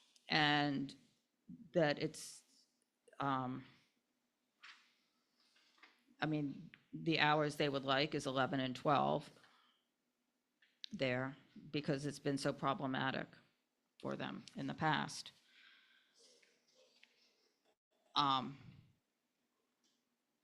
And because it's all glass and everything else, and insulated. Well, the vent fixed, exhaust venting, Yeah, the. 'Cause it's not permitted or Yeah, something. the landlord is just taking care of that, it's on us. well, That's what they said. They told us that when we get the space, when it's done, right. they are taking care of whatever happened previously on the outside of the building. And That's if not falling but on if they us. don't, No, they have to. It's part is of our that written in lease. your Yeah. lease? Yeah, Okay. they have to. That, what does it say in your lease? That they have to? They have to fix whatever the old tenants did outside in order for us to open. For it to be compliant Yeah, with for noise for our code? rent to start. Our rent won't start unless they fix it, so. Okay. And ceiling insulation? Yeah. And, yeah, you'll verify that with the condo board? Mhm. So that's with the residents that are there to make sure that that works? Yeah. Okay. That's the side of the building, and these are windows that are still operable and being closed at all times. This is part of the restaurant up there, the second floor? No, down here. I don't think that's the people that live there. Isn't that the people that live there? Do you have a second floor? Is there a second floor? We don't have a second floor. No, so that's S. Hold on, I'll go back. That's, There's a building attached to. right. This is the door they want closed, this, and then this is the French. This is where everybody lives, and that's why they're all upset, because this is right there, right I adjacent. don't know what you, I'm sorry, I don't know what. We're showing a picture of the. I know, second but floor. if you show me the Right. plans, I'll understand which door. Well, you're it's talking not, okay, I'm talking about this door. Yeah, okay. That's the door I'm talking about, but what You wanna Bob see is the picture? showing, you know, Yeah, but that's, I what- could see I'm it's talking this about door. this, right, and That's I better. thought this was operable, maybe that isn't, but making that's sure. the emergency one. Yeah. But then all the people live right here. Yeah, these, and- these windows aren't up. Right, and these people, well, these windows Aren't. are those yours? Is Yeah, that these are ours. in the brick? No, they're inside, they're. Right, but this windows is that brick. Yes. No, this is a window, this is a window, this is a window. This is Okay. brick, this is brick. Okay, but they these don't can't open. No, these are old windows that are. They no don't pane. open, okay, and then on the second floor, there's all these residents that are right, part of Well, this building. Yeah, it- right up here. right up here. here. Yeah. And so that's what we had heard before, was that there were a lot of issues with the kitchen when they constructed it, and they didn't insulate it. I'm just letting you, you Yeah, know, so and, that's and what so the- I'm sure they the- told you all this The when you met landlord with is them. taking care of the duct work outside, whatever he Right. did. I don't know what they did, but he told us that they're bringing the duct work and they're making it legal. And then we just have to worry about our ansel system and our hood and our kitchen and setting it up right. Okay, So what about this door? This is only an emergency? That's just That's public will emergency. not- So we No. could step to the public. will Yeah, not use and that. the last tip said that it would have a push bar on Yeah, it, and that the that's other fine. door would be the main door. And, Try not to do that. okay, and, I was just Go. taking a quick look. There is a revocable consent required yes. for the Oh, there exterior is. area. I'm sorry, I hear you. I'm just saying to myself, what exterior? That's Well, it. but that's what the list of, Did you send me that, Carter? you can just Google dining out NYC enclosed sidewalk cafe. Okay. You know, if you can't get it that way, go to the FAQs, and if you go down the FAQs on the dining out, there's something that says, what if I have an enclosed sidewalk cafe? Click on that, and that will take you to what Thank they're you. doing, and it's by the end of January is when you're supposed to be filing. Annually. Right now, if you want to, I don't know what, I don't know what they're doing about renewals or I didn't We click won't on have something everything. ready by the end of But January. what it, well, you may have to, I'm just saying this, you may have to worry about it, because I don't know what happens if you have it, but you haven't filed for it. Because there are no new, Right. right? And Right. so for anybody who had one, which is what this is, that was operating, 2020 or 4 years before then, has until January to file the revocable consent. Please check with your architect first thing in the morning. And check with, I mean, Well, I want the architect to check this. well, I will tell you, they do have a PDF that lists all of the. No, I'm saying the deadline and what we have to do before that deadline. Right. That's what I need. Okay, okay. So I'm going to push back on the hours, because Even though they Even though we agreed? did 11 and the 12? last, they didn't agree. The last one I spoke to Beth, I mean, not that she agreed, she said Wait, put up the I'll hours. have, wait, I'm wait, not- wait, I'm not- hold on Wait a a minute, second. whoa. Just wait 1 second here. Have you signed up to speak? Then you will be able to speak, but I you do didn't say not anything. call out. All I said is that I presented and I told her 11 o'clock that we would shut during the week. No, No, no, we would that's not what shut- you told we me. would You do said last last call. call That's not liquor. shutting. And we would shut the doors at 12. And on the weekends, we would call last call at 12. Right. And we would shut at 1. That's Okay, and what what I I'm presented. asking is shut the doors at 11 and shut the doors at 12. That's what I'm asking. So I can Not up to go, me. I can go to the public, and then you can think about that while I go to the public. But that's what I'm Let's asking. go to the All right. public. Thank you. Because that's what we negotiated also with the last people that were here just saying that. Okay, public. Oh, yeah, hang on a second. Yeah, the committee, let's go to the committee before we go to the public. Sorry, Brian. Just a simple question. I'm Yes. confused by the trade name, DBA Bevies. Yeah, that's gonna be the name. Okay, that'll be publicized or in Publicized, signage. yes. It's His spelled partner's one way, grandmother's name. spelled one way on the front page and another way on another page. Oh, that's Frank's spelling. So. Thank you for pointing that what, out. What will I your feel good spelling? about myself for a I'm minute. just curious. It doesn't affect me. B-E-V-Y-S. Why? Yes, okay. How It's is it correct spelled on the different? front How is it page. spelled So it's differently? Bevies with the Y. Yes. Okay. Does anybody else on the committee I'm have glad we anything? came back for that. Okay, let's go Now we all to the know public. Do I that have the Frank speaker doesn't know how card? to There we spell. go. Yep. Okay, people that are Yeah, here spelled from the it with a public, come Y, on so- up. I have a Jan, I have Lucille, and I have Nancy Paisley. This is Charlie Boyd Morton Street. Go ahead, you're up. Hi, my name is Yaniv Roca. I'm a tenant at 13 Morton Street, which is right above the restaurant. I was here last month. I don't know if you remember me or not, but it's the same thing again. We want to support an establishment, man. We want to support a business that we can go to and enjoy as well. They call themselves an all-day cafe. Again, why do you need to stay open till 1 a.m.? We're okay with the hours that you proposed, and in fact, that's what we proposed as well. And the way that the conversation ended last time, they just dismissed us and they say, basically, screw you, we're gonna go directly to the SLA, we don't need you. That's how the conversation ended. Talk to us, talk to us. Just talk Okay, to us. not true. Okay, let's talk about other issues. I really wanted to work, but yeah, we wanted, everyone in the building want to have like just a normal restaurant, again. Okay, landlord issues with the vent.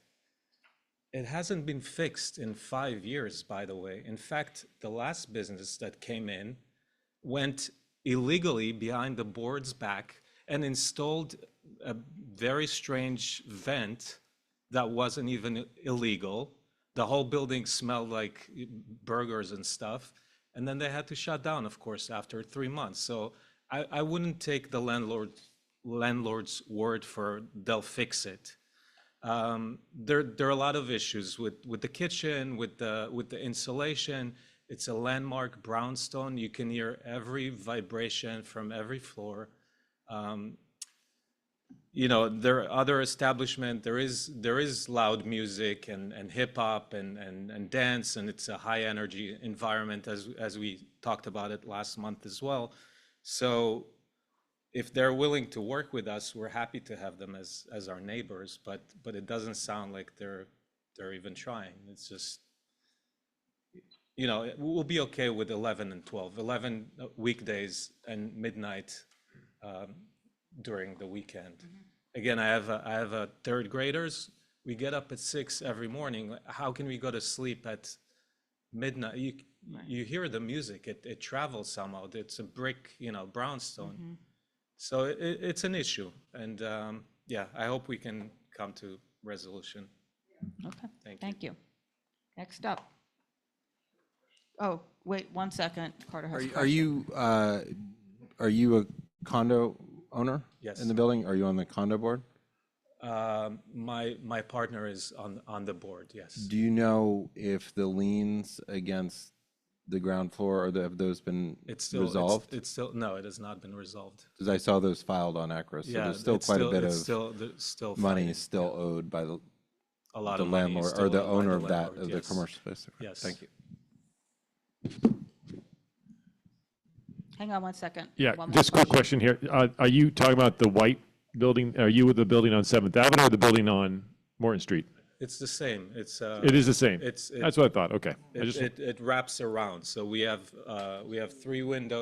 4 windows on Morton and 6 windows on 7th Avenue South. So And who owns the actual restaurant? I mean, is it ownership the his same? name- Is it different? It's a different, who's the person, the owner? No, you folks have ownership of apartments in the building. Who owns the actual structure itself? We all share. It's a condominium, so everyone has a percentage of the whole building. Yeah, no, I'm talking about the restaurant. The restaurant, it's owned by a person, I think his name is Uzi Okay, but is that part of the structure of the building? That's what I need to find out. Yes, yes, it is, yeah. It's the- just an extension. It's a ground floor, Thank you. basically, yes. So he is part of your condo association? or He is part of the that condos, onna is yes. part of the condo Yes, he association? is, but he's not been very good Yeah, no, we've heard associate. that over the past number of years. Okay, thank you. Thank you. Happy New Year to everybody. New Year. Hope you all had a good holiday. Start with your name. I agree with the hours that. Start with your Oh, name. Lucille Thank you. DeVito. I agree with the hours. I had conversations with these gentlemen on the phone this week and tried again later on. They seem to want to keep it open, saying that they're a restaurant, that they want to have people come in 12 o'clock at night to have food. Now, I speak to young people. I might be an old lady, but people that support the restaurants in the neighborhood, they're all closed down. They're out by 11. Some of them are even earlier. But I tried to explain to Jesse that Raffaele's is 9:30. They've been walking out the door. They have a thriving business. I said, if you would reduce the hours, these people that live next door to you and on Morton Street and down Morton, down the other end, the Block Association, they will come and sit in your restaurant and eat your food in that. If you want to alienate us all because you want to have, it open till 1 o'clock and stuff like this, then you're going to alienate a lot of people from the neighborhood from coming into your restaurant. So that didn't work. I'm very concerned about that side door, as we were for years with Mad Morton. We went through hell with them. Yes, I know the windows over here don't open, but that side door, employees will come out and have a smoke. Now, the owners aren't going to be there to control this traffic that goes on. Their manager will be there, and I can't see one man stopping people from always opening that door, because that's what we had for years and years and years, and it was a big, big problem. I'd like to see them close at those hours, and I wish them the best, and I think if they go that way, it would turn out pretty good for them and for the neighborhood. Bevies, what is that? To me, that's a. I think it's a grandmother's name, but we'll have them come Oh, up and okay. explain that again when they Okay, come up. thought But it I think meant, it's the drinks, grandmother, yeah. Is what I thought it meant was drinks. No. Okay. So that's about all I have to say. What? Yeah, it is. What else did I want to say about that? The hours, the kitchen. I know that that's right there. I mean, I checked the place out after Mad Morton was going out. I went in and I walked through the whole place. And I've been in that place and That's Lucille. had lots of entertaining going on in there years ago when my daughter was young and so forth. We had certain things there. The kitchen, yes, you will need insulation because there is nothing there. And it goes like that. But I do wish them all the well, and I feel that there's enough restaurants in the area that close earlier. And I think what this would attract is maybe some of the employees coming out of restaurants where they want a place to go hang. And it just, what could I tell you? Yep.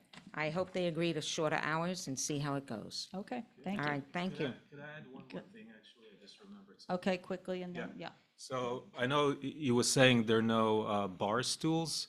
Now, the space, a third of the space is actually the bar. So what's coming instead of bar stools if a third of the space is a bar? Okay. Hello, Nancy Paisley. I live nearby, although not on Morton Street, and I'm here to support the Morton Street people. I agree with everything that has been said. There have been several problematic institutions in this space recently, Mad Morton and then a short-lived sports bar, now mercifully gone.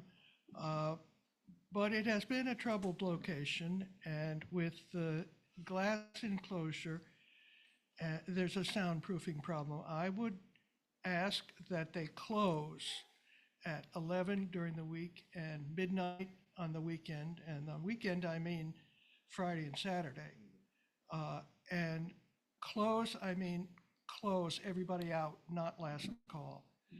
And I will just like to add for Frank's benefit, regardless of what it says in the lease, that enclosure is in fact on the sidewalk. It's an enclosed cafe.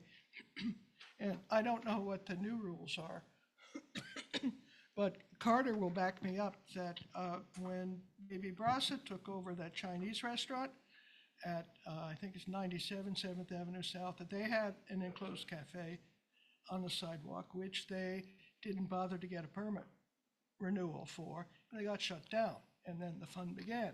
So you'd be well advised to take a look at the rules. Talk to us, Nancy. The applicant would be and his attorney would be well advised to look at the rules and not take the landlord's word for it, because I think we know what landlords are. Thank you. Okay, thank you.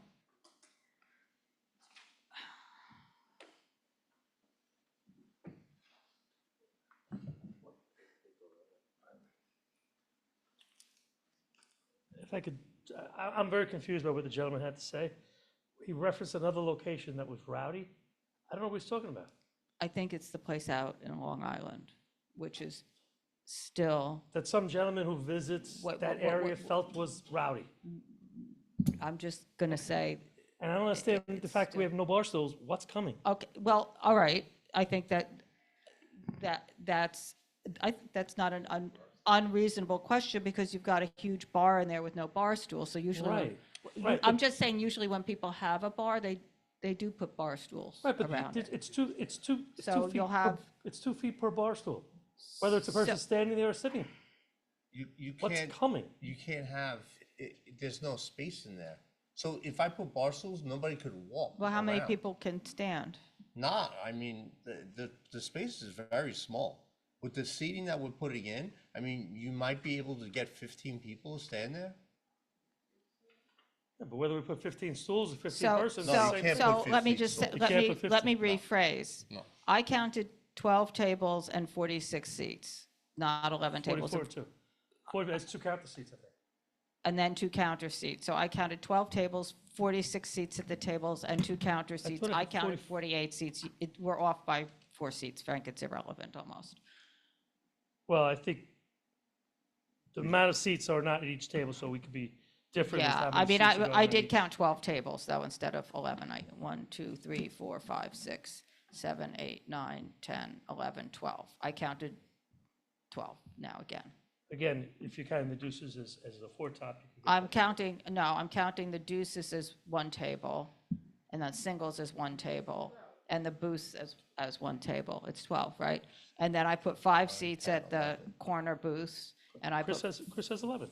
No, Chris isn't counting properly. I'm sorry, Chris, but 1, 2, 3, 4, 5, 6, 7, 8, 9, 10, 11, 12. She's 12. right. thank She's you. right. Darn, No, you're right. Darn, it can count. I did it 4 times, No, just to I make didn't sure. see. I didn't see this thing. It is Whatever so that light. It is. is So- so light, yes. So anyway, so I mean, one thing would be just saying that there's no standing, there's only seated patrons. I mean, there is. That's what I'm seating- saying, wait, that, no, They got to stand- be served at the bar. Oh, Customers would have to be served at the bar. huh? You're saying, I'm saying people can't stand at the bar and eat and drink. That's what I'm saying. no, they can't. They can't eat at the bar. right, but why can't they go and order a drink at the bar? Well, I Stand think there that, and talk? I think that this is the concern that you are hearing, is that there are no bar stools. So if you're going to have 12 people standing at the bar drinking, that is the concern, that you are a restaurant, and they either would like to have something maybe- officially as a bar, so it is a bar that people are sitting at, or they would like people sitting at the table, but they don't want 15 people standing we're at not the gonna- bar you're not gonna- drinking. I mean, it's a You wanna put bar stools restaurant. in? I'll put bar stools in Put there. bar stools in. So how many seats will there be? 1, 2, 3, 4, I mean, they, 5, you know, the 6, point, 7, really, 8, what the 8. point is that this is a restaurant, and No, they no. had a horrific time with this place 100%. when it So- wasn't a restaurant. And most, I'm not saying it's totally, you know, but most restaurants have service only, it's seated patrons, and, We'll- and so that's what we do. We're trying to accommodate. Okay. We'll do 8 bar stools. So 8 bar stools. Okay, and what Still don't about, know what's to come, but okay. what do you, Nothing. Next.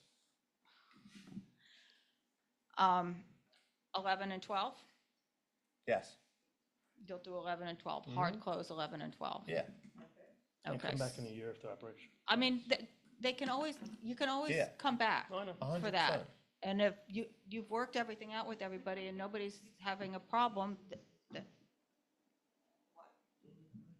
I mean, okay. Does anybody from the committee have any other questions or statements they'd like to make? Carter?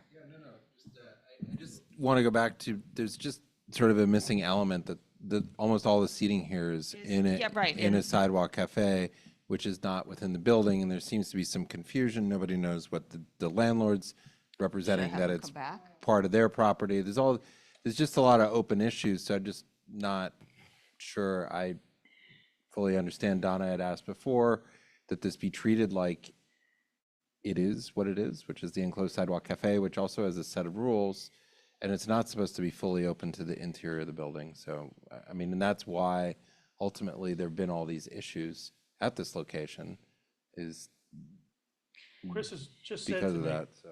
it should be whatever the rules say it should be, and we'll do the research.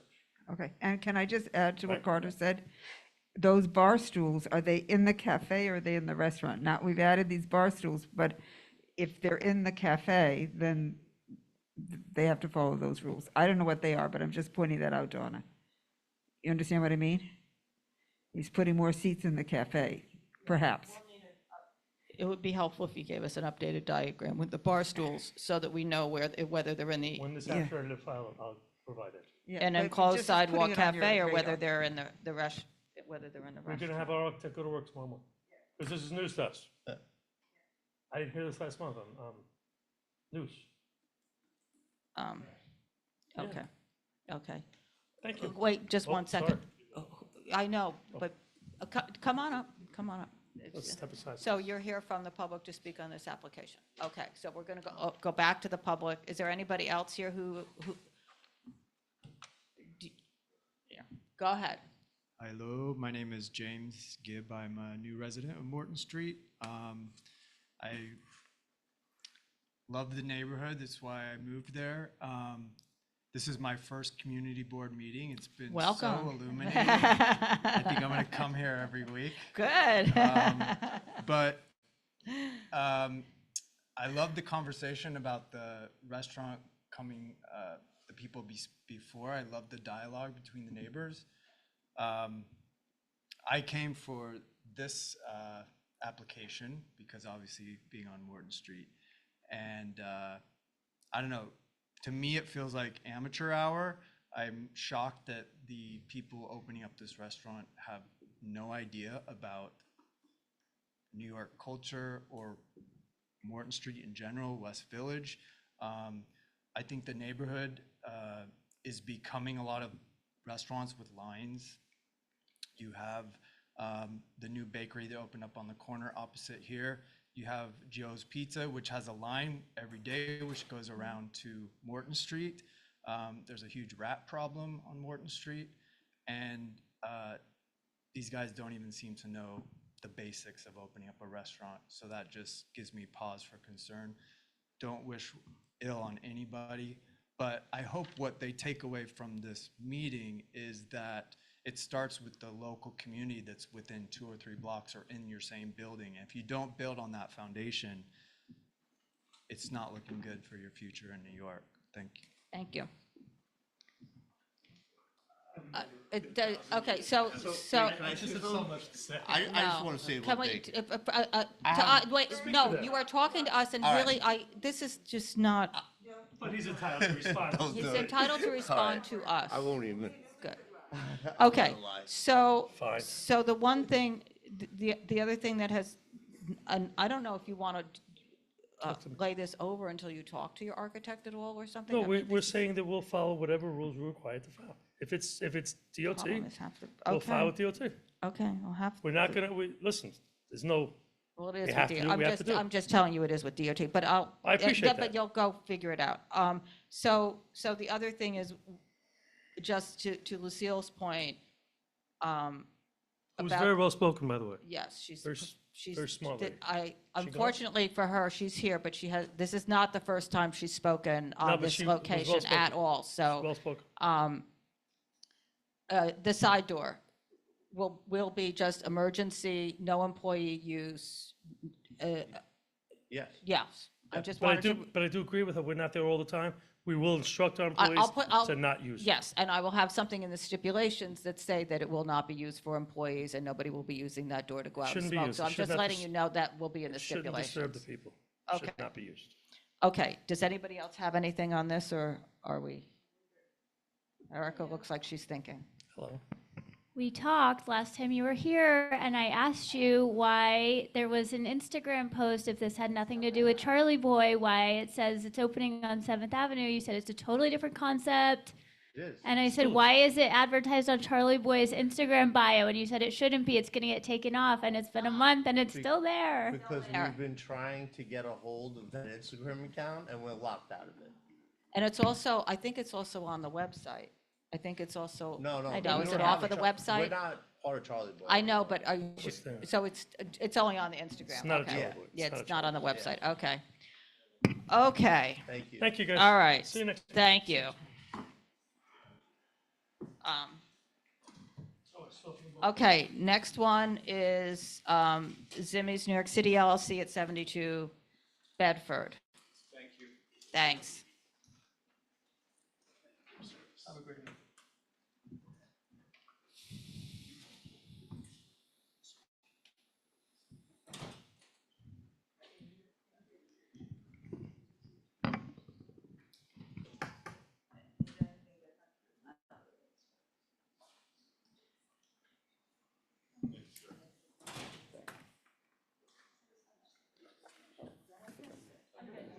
You're good? You're good? Dr. Smith? Yeah. I don't think much has changed, if anything.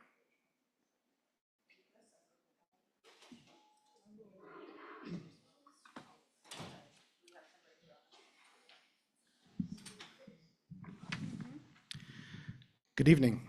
Good evening, go ahead. Joseph Levy here on behalf of Zimmy's NYC LLC at 72 Bedford Street. I have with me Jenny, one of the principals here. I'd like her to say a few words about the concept before we get into the application.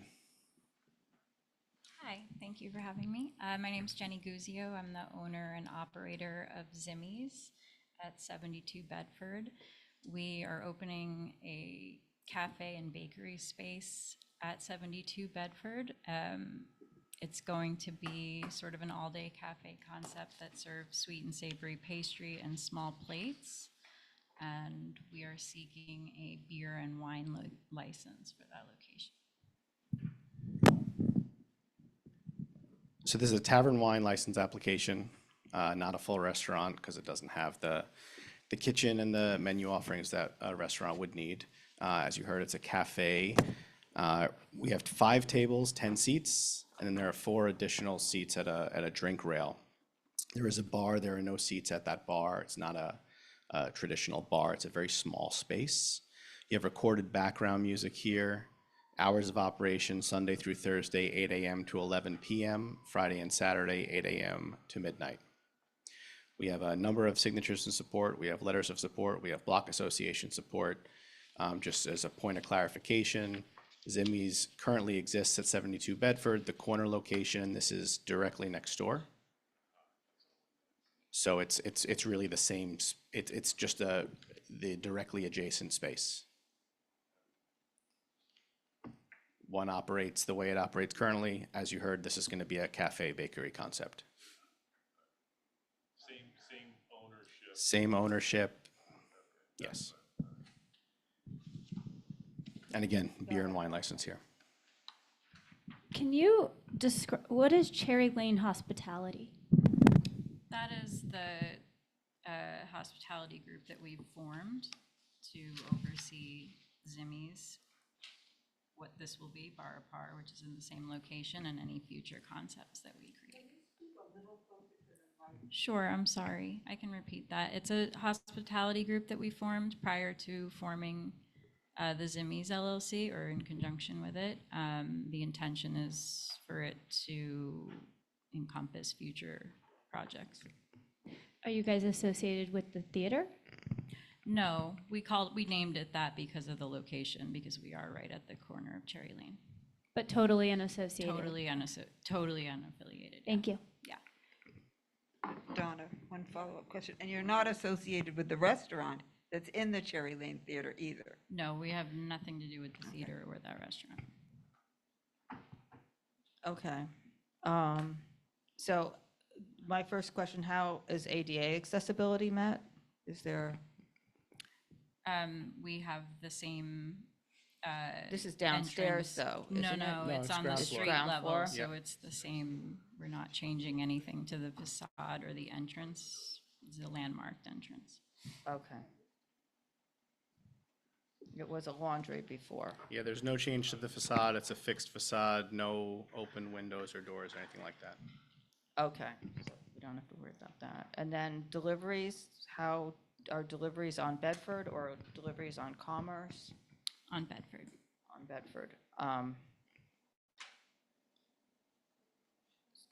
Can deliveries be on Commerce instead of on Bedford? No, we don't have a operating door on Commerce for that space.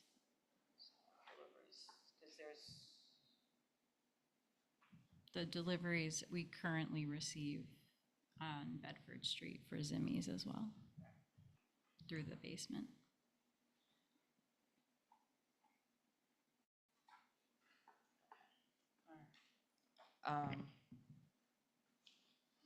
Anybody else?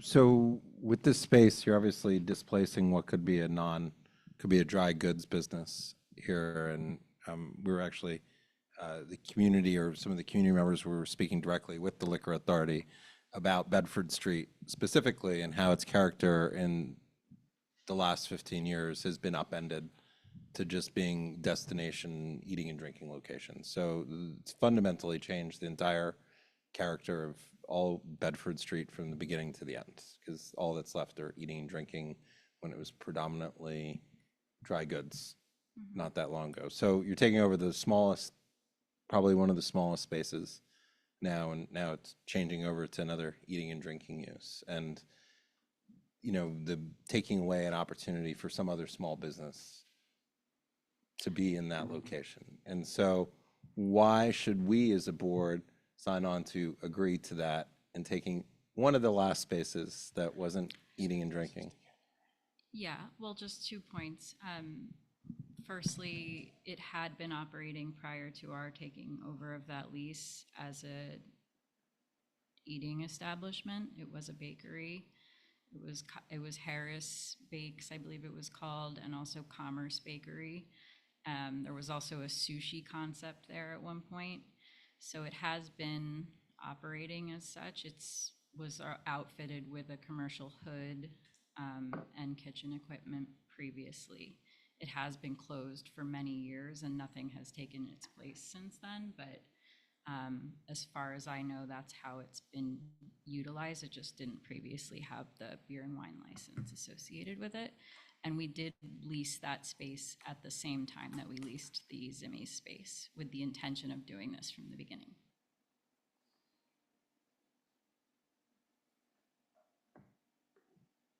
Okay. One more Anybody else question. on the committee? Katie? You mentioned a private party option. What's your business plan with that? I mean, we will give the option to do a private dining experience inside the space for up to as many people as that 5 table seats together. So really it would be 10 people maximum if we. How if are we you did doing a have that. dining experience if you don't have a full kitchen? Just small plates, same thing that we'd be offering. So it's not really a dining experience, a cafe, bar experience, small plates. But it's a buyout. So we would offer the opportunity to buy out the space. It is operating on a regular basis as a small plates establishment. So there will be both, like I said from the beginning, in the daytime, more sweet and savory pastry, but that will transition into the night where we'll still offer sweet and savory pastry, charcuterie, small composed plates. We do have some cooking apparatus in the space. There is a commercial hood in there as well, so it's not going to be like a full sit-down restaurant experience, but people will be able to compose a meal, if you will, out of several small plates like you would in these types of places. So 12 times a year? Sure. Okay. Yeah, I mean, even in the restaurant itself, we haven't done 12 buyouts in the course of a year, so I doubt that would be, but we just want to have the option. So, trying to find a exterior picture, and it's not included. You have something in the basement, or what is the photos of? That's just a picture of the space inside as it looks while it was under construction. So on your site plan, you show residences on both sides of the existing Zimmies. I don't see where this is located, so is it in a residential building? So the building 72 Bedford is a residential building with, I believe, 18 residential units above, and there is a residential entrance and corridor that separates the entrance of Zimmies, the restaurant on the corner, from this space. So the door to this space we're talking about today is directly to the right of the residential entrance to the building, and the entrance to Zimmies is directly to the left on the corner, if that helps. So also there's, seems to be no operable windows? No operable windows. All it has, is this part of the storefront? The door, and then Kind of looks like it with the this grills. door is the Yes. entry, and then this is, The residential entrance. and okay, that then door that's right your there. door and that's your window. Yeah. Okay. Okay, all right, go to the public. Nancy? Augustine, are you speaking on this one too?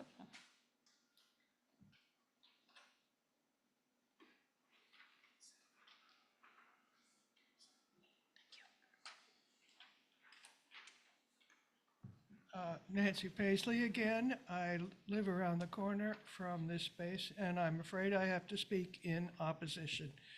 Zimmies itself is wonderful. The atmosphere is welcoming.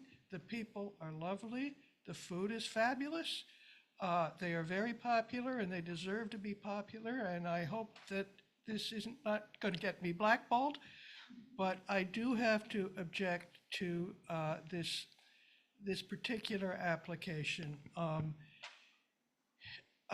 The applicant has said it's a cafe bakery. It's not a cafe bakery, it's a bar.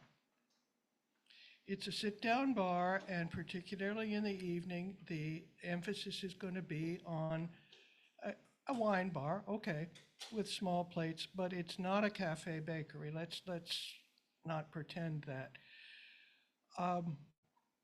We have, and this is a space that had a bakery previously, but I think it was just a regular bakery. You buy a cake and take it home. I don't recall it having tables and being sit down. And this space has never had a liquor license of any kind.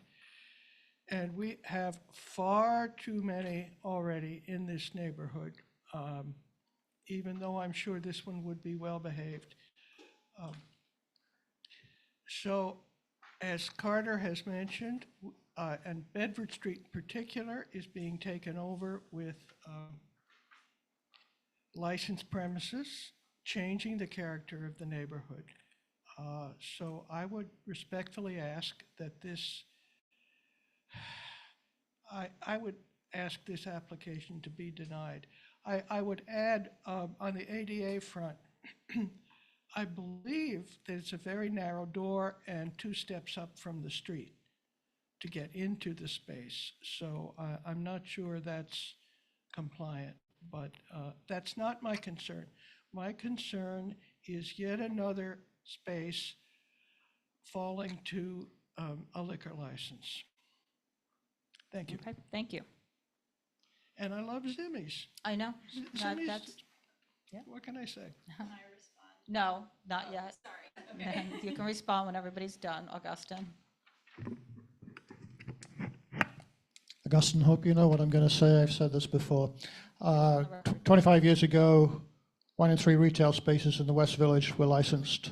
Today, it's 1 in 10, 25 years ago, 1 in 3 now. This has to stop. We're being converted into a tourist economy. There's no real businesses being allowed to sort of put down root here anymore. It's all tourism-driven, alcohol tourism-driven businesses. Give us a break. Come on. You can't approve another one. I know you have no choice because it's wine and beer, but I just want to say on principle, this should not be happening. Thank you. Thank you. Anybody else? Okay, now you can speak. Thank you. First of all, thank you, Nancy. I do appreciate your support, and I've seen you in the restaurant many times, and we love having you. And thank you for the kind things you had to say about Zimmy's. I do just want to say that I do want to try to quell your concerns a bit. There is no bar in the space. There's only a counter, which will be utilized for pastry display and people that might be taking something away to go. It's only table service. And we are really trying to emphasize the baked goods aspect of it. We've hired an acclaimed pastry chef. She came from a very famous restaurant in London, and she has done wonders with our pastry program at Zimmy's. And this is really an opportunity for us to showcase her talent. Her name is Clodagh Manning. She's been written up in many, many publications, and I'm excited to be able to offer the neighborhood a place where they can come and experience the stuff that she's producing from either a sit-down dining perspective or a takeaway opportunity. So we are excited about that. She doesn't just produce sweet pastry, she also does savory. That's going to play heavily into our concept, like I had mentioned earlier. So yeah, we're not really trying to cultivate a bar experience. The reason that we want to include wine is because this is a Southern French concept, just like Zimmy's is. We're a very wine focused restaurant. Everyone that works there is a wine professional. We take it very seriously, so it's not for a party atmosphere. It is simply for the enjoyment of wine with the food that we're serving. Okay. I'm going to go to hours since this is cafe, daytime, previously unlicensed. Are there earlier hours? Can we look at doing more daytime early dinner since people eat earlier now? Anyway, closing earlier, 9 o'clock, 10 o'clock, 8 o'clock, something. So our intention was for the hours to mimic the restaurant for operational reasons, and also I think that it gives people the opportunity to experience a little bit of what we do in a more casual setting, a more price-sensitive setting. The intention, just like with the restaurant, is really that we're doing our last seating of a guest at like 9:45 so that we can meet our obligation to have the doors completely closed by midnight and all guests out. So just like in the restaurant, we're not really welcoming people in at 11 p.m. to start an experience. They're coming in, they're having something to eat at 9:45, which is kind of the later end. Probably even now we see very few people at that time, but we would like to keep it along those lines. Obviously, So the answer we is can no. be flexible. We can obviously be flexible, but We I think we've demonstrated, that we are not that type of establishment. We don't have people loitering outside. We don't have a late crowd. It's not a bar crowd. It's not a standing crowd. It's a very laid back environment. You mentioned occasional private events. What would that be eventually? Well, she said 12 times Occasionally. a year. 12 times? Yeah, and as she mentioned, Yeah. it would Yeah. be, we're talking about 10 or 12 people tops, and it would be either a lunch or a breakfast or a dinner, this kind of thing. Thanks. Anybody else on the committee have anything? Okay, thanks. Thank you. Thank you. Okay, so I think, So that does that. Then the only thing I have on new business is just the Penguin Flagship New York City at 64 West 10th that we recommended approval of last month. They have changed their name. So it's Penguin Townhouse New York City LLC, formerly known as Penguin Flagship, and they're re-signing stipulations under the new name so that everything aligns. And I'll write up something so that, for full board, so people can track it under the new name because they won't find it otherwise. No. Yeah. Did you guys get a copy of the approval letter from the Block Association? Not we have Is that BBC? It's in there, okay. It's in there, yeah. Yep, okay. Okay, you want to take a break or? A quick break, okay, fine.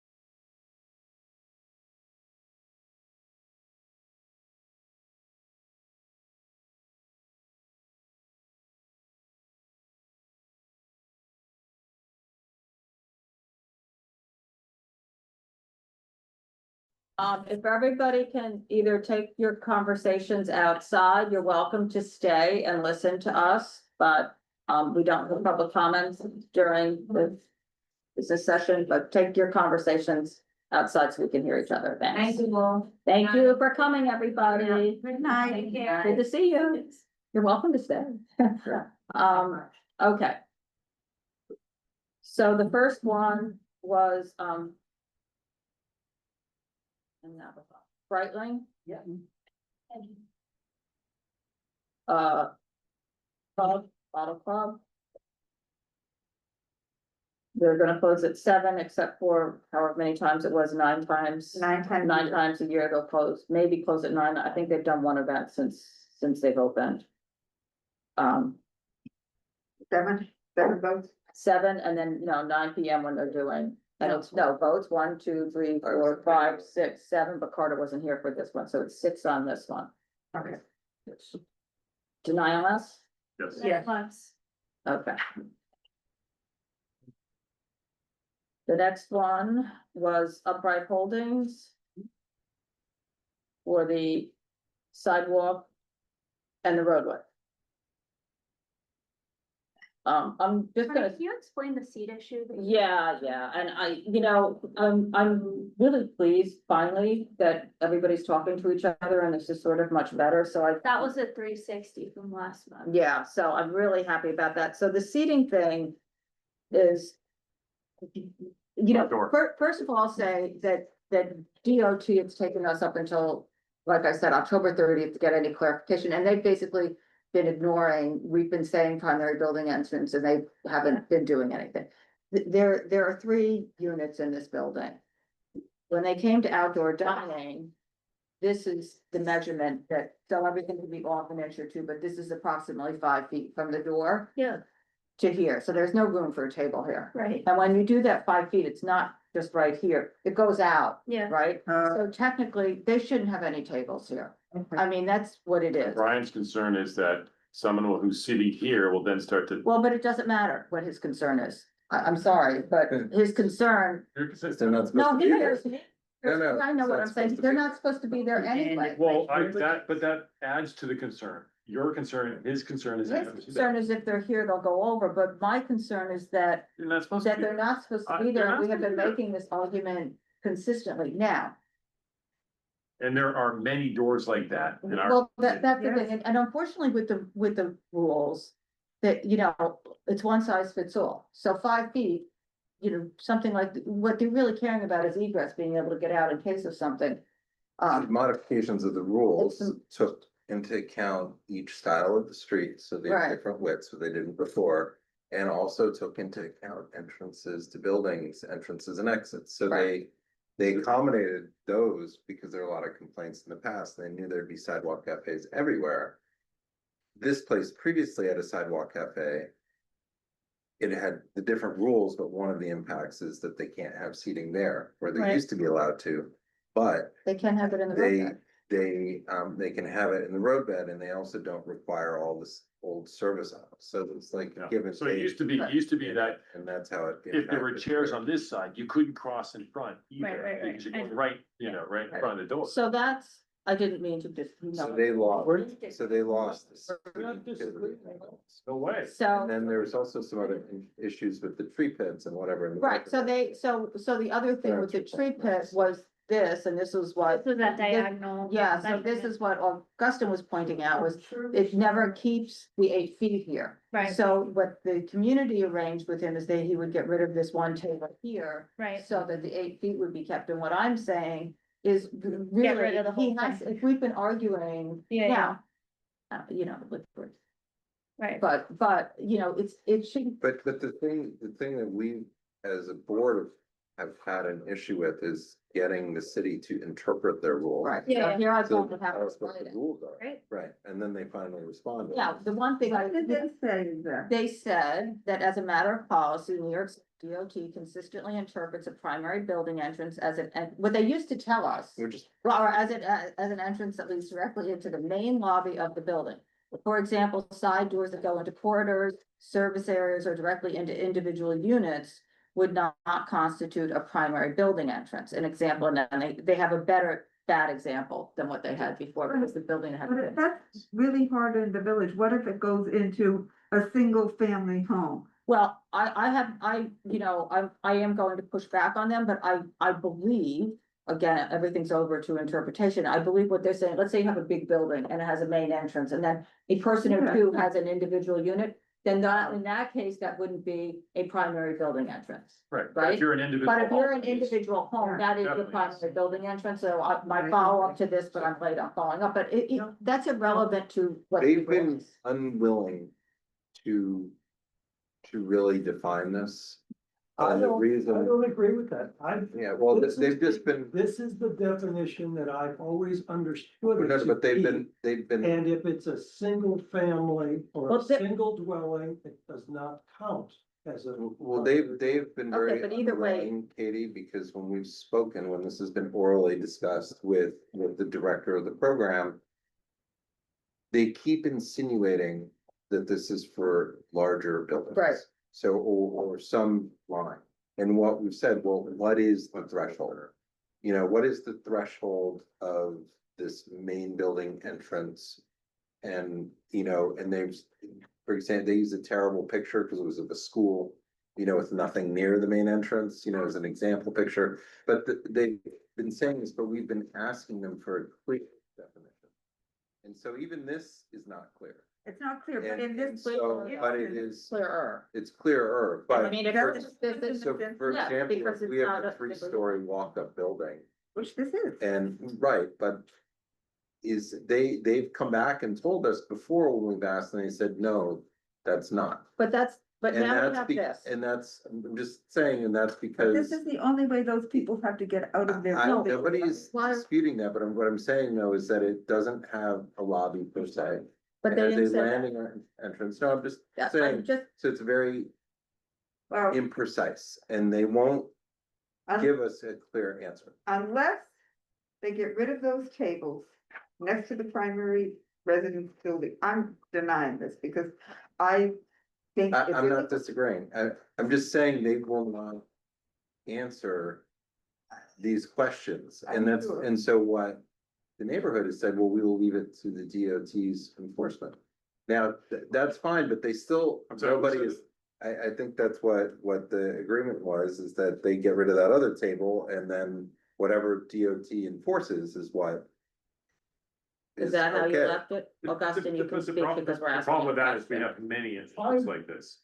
No, right, but This is a really tough one for me. I don't have. Okay, fine. somebody else skin in the game. They shouldn't be there, and I'm very frustrated that they. That's right. DOT will So- not do the same on the roadway. So what we're not getting is the clarity, and so. The reality, what I'm just speaking to is the reality of what would play out, right? Mhm. So. Yeah, We're but stuck where we're trying to get an agreement. And, if they say they're gonna take out all the tables, obviously, that's what Katie would like to see. But what happens if DOT says, oh, no, this isn't this So I'll- doesn't count? And I'm just I don't saying, know and what if that's the happens. I'll case. look at the liquor authority. And what will happen at the liquor authority is the liquor authority will say, you've got all of this from them and DOT approved this. And it's up for DOT to enforce it. That's 99.9% sure what would happen. No, well, that's what Yeah. I'm saying, so that's sort of my point. Right. So, I that is don't- something that I needs just to wanna be. know what the rules are. Well, And they've then, already said that. Yeah, I think the rules are pretty clear. They are not enforced. That's not what, No, because they didn't define it. They purposely made it unclear. that's right. Why is it not clear? Because they Well, don't have a they- definition. Well, they say they don't have a definition. There is a definition in the administrative code. There is a definition in the administrative code, and I pulled it. I'd have to find where I pulled it and The put it fact that out. they did not put a definition. Because they're not going to the Stupidity. city's administrative code that says, not stupidity, it's not deliberately evasive, like That's every right. answer they've That's given. what it's, okay, one or the other. But the- You're right, it's invasive. or The evasive. I'm the sorry. administrative code says kind of what it says here, but it doesn't qualify. It's a primary building entrance, not a service entrance. So a service, it's the main entrance, it's a main entry. In fact, what they have actually, they don't even have a term building it. It's called Yeah, primary building entrance. I think it's just called building entrance, and it's the entrance to the building, not the service entrance. Or the thing. If you only have, So anyway, well, I don't understand why people don't think that it would belong to a single. I don't understand that. Why would, if primary building entrance, if that's. Anyway, but Why this could that not is, be for a this, single so, family home? so I'm not sure. But that's primary building entrance. There's a It doesn't primary say building volume, it doesn't indicate, oh, we need volume after, Yeah, for 100 purposes people of have- primary, it doesn't say Building that. code, I'm just Yeah. saying. Yeah, that so what does the building code code say? Handles single-family residences separate Oh. and differently than multifamily. Right, but this And is as not the soon as building you code. get into a multifamily building, you Right. have a separate code that Well, refers. this is a multifamily building. That because they knew what they were doing when they. There's made no it. question on this, This is a correct? bunch of. Huh? there's no question on Gobbledygook. this one. Okay. There is. Very precise language is what you need. I think That's what you have. I always. This is. That little Yeah, wonderful well, letter it is not exists, so. building entrance. When you're dealing with building. In my mind, it is. I'm interpreting it for my vote as. Well, you know, the funny thing is, we have more liquor licenses and sidewalk cafes than anybody else in the city, and we have the weirdest housing stock at the same time, the housing stock that doesn't conform to this rule or that. You rule. just can't allow it in one place and then say it's okay in another place. That's all. Because there's every business, everybody has. That's what we've been saying. Yeah. Okay, New York City Administrative Code, Article 2 definition, Section 27-232, primary entrances. The principal entrance to a building primarily and expressly utilized for day-to-day pedestrian ingress and egress. Side, rear, and other entrances solely used for freight and service shall not constitute a primary entrance. So that's what it says in the administrative code. I don't know, when the question was asked, also, they were asked specifically to define it, and they just go to their rules that don't define it instead of trying to, I mean, this is a better answer than we had before, because we've emailed before, and they said. Administrative code. What is the It's a new different DOT law question? that applies. The administrative law does not. On apply the here. tag. Well, what They have does? their own rules. Well, but they didn't define it in the rules, so what do? Just make it up? It is defined. It is defined right there. Well, no, Primary building entrance. That's how they defined it. Okay? You have no, to as use a the matter of literal- policy. No. That's not what it says. It says right here. It says right If here. it's illegal, I don't think I could vote It says, for it. it says That's right here, the reason. primary building entrance is in. Yeah, but no, it's not. It's one of the elements listed as, so they list, keep 5 feet away from a primary building entrance. That's What the it- term that they use, primary building entrance. But what does that mean? That's what we're It asking. mean, no. What it means is what it says. You have to use the language literally. It's a primary building entrance. What does that mean? This is a lawyer speak. No, it's bullshit. It is not. That's how you interpret things. Not just as a lawyer, but as a person. Well, as a person, they say primary. Lawyer, what do you think about her comment? She's like, you're trying to create something that doesn't exist. You need to interpret the language as it's stated. What's the common sense meaning of that? So That's what how do they, you do interpret they it. get Well, rid the of common those sense state meaning is laws? this definition of. No, building entrance. administrative code is not the Yeah, definition. but that to me, It's not. so what do you, I don't understand what you're saying. I'm very confused. Okay, it uses the term primary building entrance. Yeah. That's your term that you need to use. Common sense. What is a primary building entrance? Okay, Way in. is it limited? Primary ingress and egress. Is it limited? No, So it's what a do you like primary to building entrance. So is it residential? Is it commercial? I asked ChatGPT. What did ChatGPT In New York City, a primary building entrance, in quotes, is what I asked, generally means the main intended point of entry for occupants, visitors to a building. There you go. While the exact wording can vary by context, zoning, building code, It's DOT using rules, common sense. or accessibility requirements, the concept Use is the language consistent. literally. Okay, Carter killed 10,000 trees. We're no closer to the answer. Thanks for putting a clear perspective on this, Erica. So anyway, so what do we want to do Yeah. with this application? Tell them to get rid of the southern table. They're gonna have to follow the 5 foot, they have to follow. They just have to because Okay, everybody else has. it is, well, everybody, I'm just gonna say too, that DOT is not enforcing it, so. It's okay. And as a policy, and I do mean this policy, our committee is not going to sit here and nitpick every one of. We've been No, very we consistent. haven't folded as the outdoor dining committee at all. No, the outdoor dining committee You has know, not folded we've on been that very at all. Consistent and. And I have not, tried to look, but I have not reviewed all the plans to see if they've, but I've looked, what I have looked for is the ADA accessibility, because we have said, you know, because also I'm sorry, but I don't know how you can have a 3-foot sidewalk cafe and have service on the inside and be able to follow any of the other rules of it. So we have been very consistent with, if it's not 3 feet wide, we have been denied it. I have not looked at these other elements. Yeah, and when we've told, oh, it depends, which is what they're telling us in the beginning from DOT, well, this depends on what's the rule, what's the definition, just tell us a definition, And I whatever will it say, is. a number of people, when this has been brought up, I mean, his situation is actually kind of unique because he has to get rid of all of those tables. Other people have. I'm telling you, on Hudson Street, it's not unique. No, on Hudson Street, it's not unique, No but way. other places have had to get rid of a table or two here. Well, we did have the one place that got rid of the other tables here, I think. But we generally have two types of building typography, right, in the older buildings, either the doorways in the middle or it's offset to one side or the other. I can't tell you. Right, I mean, and so, So what do we want to so, do? you Deny know, this? meaning, so a good portion of the No, I think we building go back to this. Well, right, we get back to them and ask. Go them to back get to rid them of and that. say that we have to follow the rule that just like every business has to do. There are people who won because of this new, and there are people that didn't win. Right. Okay, and that's the way it is. That there Well, are landlords that have corner establishments that can have 150 seats. Yeah, do you know how many seats he had before out there? Do you have anything? No. I mean. This was the one where he put out that thing in the middle of the street. I mean, he did, right? yeah. And then he was serving in front of it. He leased the road bed But space, it's which the we one would where we never- talked about, he like stands in front, the Yeah, podium thing. Yeah, and yeah, then- yeah, But that, Tom, and he also. He was using the juice. He was Yeah, yeah. paying the Jews people for the road, but you were never allowed to expand the road bed in the first place, so, you know. But, so he has 12 seats on Hudson Street, just saying that, I don't know how many seats he had before to set. What code are you trying to look it up? I might. I mean, you could have a table with seats on one Wait, side, wait. which would be absurd. When they Yeah, came in. I don't know if it's enough. I have it in some folder, hang on. No, they would face one direction, which would be absurd. But you said, you know.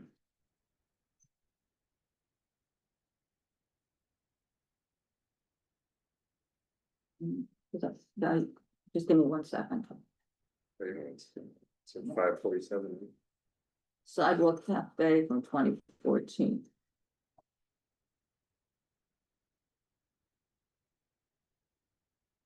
So 2, 4, 6, 8, 10, 12. So he had 12 seats on this 2014 Sidewalk Cafe diagram. Is what he had there then. So now he's got 12 seats in the road bed. So essentially, and 2 seats left. So, and so even if he gets rid of the southern tables, he has 18 against 12. So He has 4, yes, 12, So 14, he has 16 against 12. Unless he not puts the tables. 60. No, he's got 18, He 12. could fit 2 tables, two tops there. He could fit two tops. Where? He has 3 2 tops on the. No, he has 2. Oh, He sorry. could fit 2 back. Here's the old diagram. Yeah. Right, To that's see what it. I'm. But right, he so still it's has 12 seats. more. He has more. He- A third he has could more. turn A the third tables more. this way. He has a third more. What No, the 5 feet is to like right at the edge. Yeah, Right, he but can't- your back would be this looking, you know. He can't fit Maybe anything looking on, at each other this, you can only he do one. can't fit on anything on One the two other top. side. I don't think That's- he can. 1 2 top is the best. In the middle of the side. Facing each other, yeah. No. Like that. If you did this, How is he getting a table in this, what looks like a 6-inch space here? here's the wall, okay? What wall? You have a person here, sitting here, table here, This wall? that wall. How would the person, you understand what I'm saying? They You're have- looking at each So other. what we're saying is Six that inches. Well, That's our the approval space. is conditional on them removing all those tables. Yes. right? Yes. So that. yeah, I don't think there's any other way. Yes.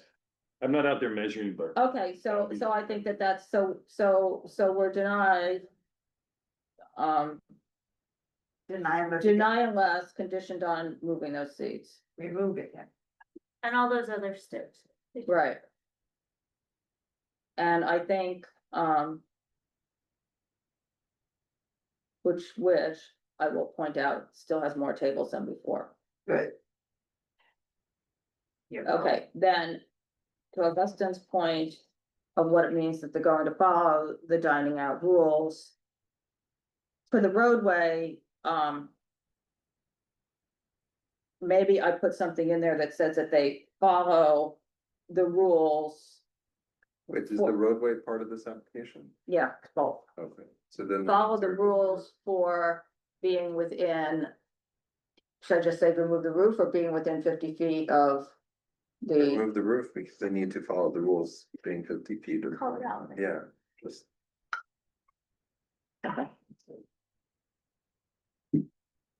okay, is everybody okay with that? Yes, ma'am. Okay, so we're denying less and we are 7 people. Oof, Our biggest objection to the rules were they were unfair to the get-go, and now that they're unfair, we can't, you know. Right, well, We don't- everybody. can- We didn't okay. cause this problem. So the next one is Gallo. And the only issue I have with that now is because the people came and spoke about that and about the issue of the existing vent and I wasn't overly confident, I'm sorry, what then? the vent in Okay. the rear yard saying that that was noisy Yeah. and his insulation. I would say this, because I thought about it, this is a very unique location. And to find the right business for this location is critical. Okay, and so all I would say is, here's someone willing to work with the people that live there, which is what they need, and the hours are right. We've gotten applications of this place over the years which were not right. And this place has also been vacant for a long time. I'm just saying, this place deserves some form of compromise. It's just the way I was looking at it. So what does that mean? What that means is I think this guy will work with them over the vent and the other things. So what does that mean in terms of my stipulations? I think he needs to put in soundproofing, and I think he would agree to do that and work with the people that are there. And I think it's a good business for that location. That doesn't solve the vent. Doesn't solve it, but I mean, Say something about the vent? Yeah. Well, I think, Donna, you made the point that, the thing hasn't been used. he thinks the space is already Ready. built out. Right, okay? and they're saying it's not. Turnkey-ish. Yeah. They're saying it is, but it's like the space he inherited on Hudson Street. And it's like we heard a thing on Tuesday from the Figaro space, right? They went and investigated, whatever that means, but they investigated, build out, found there was nothing there. So I Right, don't like know they if looked he's above the investigated ceiling and they haven't, they build-out. didn't find anything. I used to Yeah, look about that. Yeah, How was it? so apparently there's nothing behind the speakers they put into the upstairs. They cut holes, but they didn't put anything in to on the nice. back of them, which is what caused it to be Yeah. so loud. But, so they haven't investigated here, but he needs to figure it out now before he even paints, right, or does anything. Because, just figure out the cost. Jeff. yeah, right. But it's a great location. I can see why he likes it. Well, yeah, But we need to but we don't emphasize that want because we've to have heard the this same is the problem ongoing. here as we had on Hudson Street. Like, this is an opportunity for him to, look, it sounds We like he were there does really for good that food meeting, and everything.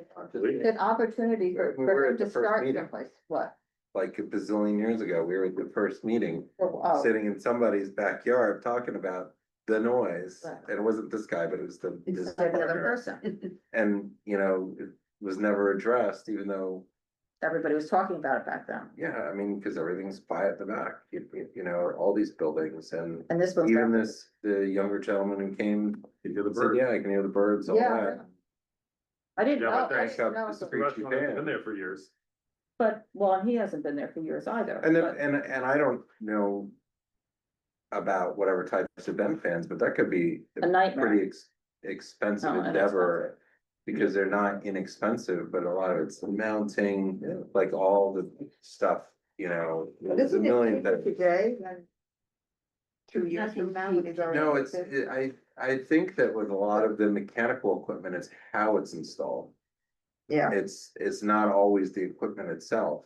yeah, they don't have the, It, you know, if it's not properly suspended, you know, whatever, the vibrations, you know, Baffles, this is something whatever the- spinning all the time. So what do I do? you call Donald and you say. I say, what? You say, A, we need a soundproofing plan, and B, we need a vent plan. And that, That's expensive. And that's fairly speculative. We definitely need a soundproof. Wait, it needs to be, We well, we need that don't sound- need the I mean, look, either it is or it isn't. I mean, it's not a, Either he works with them or he doesn't. but But he has to I do don't it now. think, right, no, he has to do the work.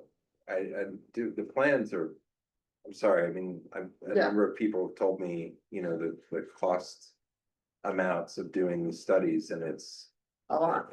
well, it's unfair that we're we end up seeming like we're directing a significant amount of business to one firm or two firms on this, and the charge is astronomical, and that's not really in keeping with small business. And what we want is a solution, not a study. We want insulation. Right. Talking about a plan as a defined, but we want like, what steps that you're gonna take. Yeah. It could be less expensive, they could be more expensive. We're not saying go to Firestein, we're saying, Well, tell no, us we're what saying you're fix gonna it. yeah, just fix it. Yeah, Yeah, that he yeah. just has to fix it. Yeah. Yeah. Install So soundproofing. we'll work with residents to soundproof. We'll install soundproofing. No, And we'll- work we'll with address- residents. To test it. I don't know what. We'll install soundproofing and And repair vent You say address any ventilation issues? Yeah. vent fan noise. Yeah. To I reduce think it. it's nice that he went full 360 from last Yeah, time, I saying do I'm too. not gonna talk to anyone, and he did, so I'm gonna give him like the. yeah, no, like. Exactly. I mean, I do think he's trying to,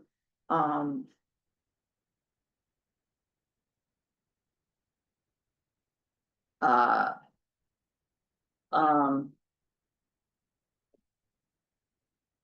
It's a real restaurant. yeah, I mean, I think this is his opportunity to start something fresh, whereas the other one he kind of walked into, but we Nobody's gotta get disagreeing this with that, right, but we right? just don't The want idea those is just problems.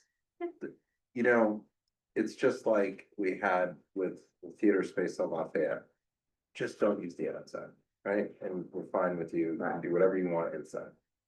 In this case, is just fix the rear vent fan and make sure And there's no noise going up in the building. But also All the the other- ceiling has to be, Yeah, right, so there's no noise going up in the. because the guy that was Ceiling there, it's and- like, So I will install the soundproofing and address the vent fan noise, is that Yeah. good Yeah, enough that's for roughly. a So stipulation? that it does not bother the neighbors. yeah, ceiling, I mean, so the soundproofing would be the ceiling Yeah. up to the second floor.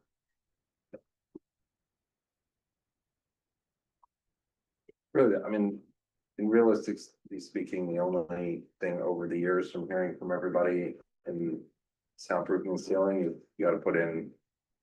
There are more layers, drop it, Right, remove it and redo it yeah. and seal up everything. There's not really shortcuts, unfortunately, right. to that.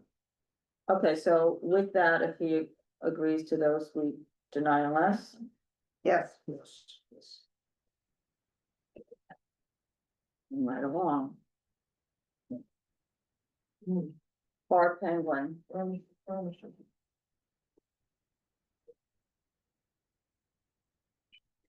Like be a corona all over. Yeah. So. They left it at closing 11 and 12 Friday and Saturday. And 12 private parties a year. Right. Reservations for the evenings, did they offered that, was that finalized for them? Yeah, you know, I'm mixed about that. Bar Penguin. They saw That's the it, Chris, yeah. benefit of going to that direction, but there's no, more firm than. I mean, I'm sure if we asked them to do that, they would do that. Yeah. It sort of takes away, no, I think the point is that they are not really a neighborhood restaurant, they're a destination restaurant, so. And by having reservations, it might deal with one problem. But it also keeps the neighbors, you know, people from being able to walk in, although they say, I don't know, I might just try to. Well, they said they would give you a free drink if you're from the neighborhood. I like that they have the policy, people who live on the street. Yeah, no, I think like that's that a too. very nice I think I have another neighbor that has something, well, at least it says, you know, I've been in there, they're just, we haven't eaten there, but they're like, if you're a neighbor, just let us know, or tell your friends to let us know we want the neighbor, so. I'm just, I mean, this is, yeah, it's two locations across the street from each other, destinations, little street. So nowhere for when people we to pull talked up. with the last one, when they left Last that month, meeting, you know, I think I showed the picture of the street, right? It was very narrow. And, you know, I mean, you get two places right across the street from each other. It just takes 2 seconds for the traffic to stop and Yeah, no, people to because there's start only room for one car. beeping, right? And pickups, drop offs, and this place is small enough on its own. You know, that maybe that's not so much of an issue realistically. It's a combination. But the other place is big. And now we have both of them within the same time, both operated together, which, you know, if there are as successful as the other places, or their other place, sort of drives the. Both of them are Yeah, OPs. it just drives these issues. I mean, and, you know, look, earlier hours solve that problem in the later time, but that doesn't necessarily address. And the we underlying- did get What it, are the hours on the other place? I looked them up, I think it's 12 and 1. I think so. And they stick to Uber drop-offs on sick stuff, right? Yeah, You know, I will say, But- we've had a couple of those come to us and tell us that, Yeah. and it's not, Uber drops off and everything. yeah. so I'm just, I don't know if everybody read it, but we got another letter, I love it. okay. when did we get it? I don't, It's in the folder. it's in the folder, but today, this Today. afternoon, so I've lived next door and across the street for 47 years. Previous restaurants in those locations have been low-key affairs in keeping with the residential atmosphere of the street and neighborhood. As a journalist who's well acquainted with other commercial ventures from this group of owners, I'm actually fighting for the plan on West 10th Street. Positive that other neighbors on the street have no idea what's going on in regards to 57 West 10th. That for years it was a vegetarian restaurant. When it became an Italian vegetarian osteria, the vibe was the same. It was only when the pandemic came that osteria with a sidewalk structure occupied space. They moved to 6th Avenue, which was more appropriate. This restaurant group has very popular raucous spots on Christopher Street, commercial. I don't, that's not them. No. It's the complete opposite of Armada Street. I'm particularly concerned if the applicant 57 West 10th indicates it would be operational from 9 to 12. That's absolutely unacceptable. Most of the day are blocked, taken up by parents, small children. There's also a number of older people. 2 full-time hotspots would grievously change the complexion of the street. Well, this application and what the woman said tonight was also reminding me of Galo, because both of these are previously licensed locations. But schools have moved onto the block and are within 200 feet. So, you know what I mean? If they were licensed before, they couldn't get liquor now. But because it's already existing, we don't have that option. It's like, you know, the place at the corner of Greenwich and Christopher has a full liquor license, even though it's on the church's block, because it was before the 200-foot rule. So just to keep in mind that we had 2 applications tonight where the school rules couldn't be enforced. They're buildings that are only used for schools. Well, But they were much further down the road. there's a little preschool near the firehouse. Yeah, but I think it has to be only used for school, right? I think the one on 10th Street is only, from looking it up. Okay. I think you just touched on the main issue though, right? Is that is there gonna be an additional impact from this business? Is it speculative or is it not speculative that that's the case? I don't think it's. Are the hours later and, you know, as much as they wanted to discount that they wouldn't have the same clientele, they had a different,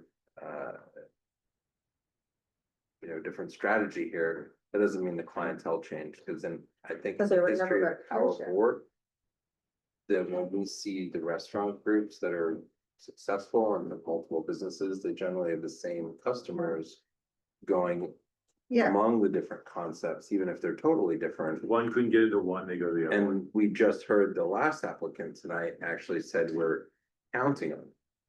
Because we want a more accessible way for people to access what we're doing. And Right. so I think that one of the things is that we're in a very small radius.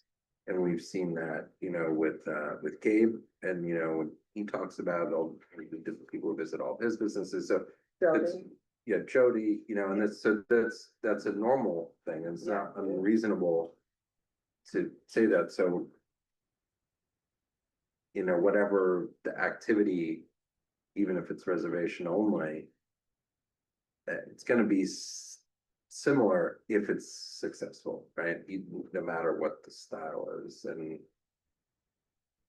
So, Could someone explain the business across the street? Cause I don't know if I was here. No, it was last month, you weren't here. Yeah. So, and you didn't obviously read the resolutions that were sent to you because you missed the email, so. But it didn't like stand out at me. Because I didn't write it like it was, because we all, we agreed on it. It's like a giant restaurant, and those people own tables. Yeah, well, that's what I was Like thinking the of. hours, Um, private parties, average check, 100 to 1,000. That was the answer last. yeah. Yeah, well, they started with 12 AM and 2 AM. And that's what the layout looks like, Bob. Yeah, And then, and what are the hours there, 12 and 1? yeah, 12 and 1.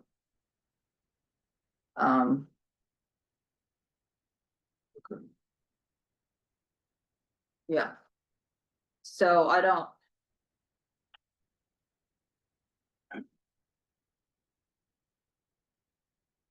It's just, when you write the resolution, it has hours, they're willing to close by 11 or 12, and we say no.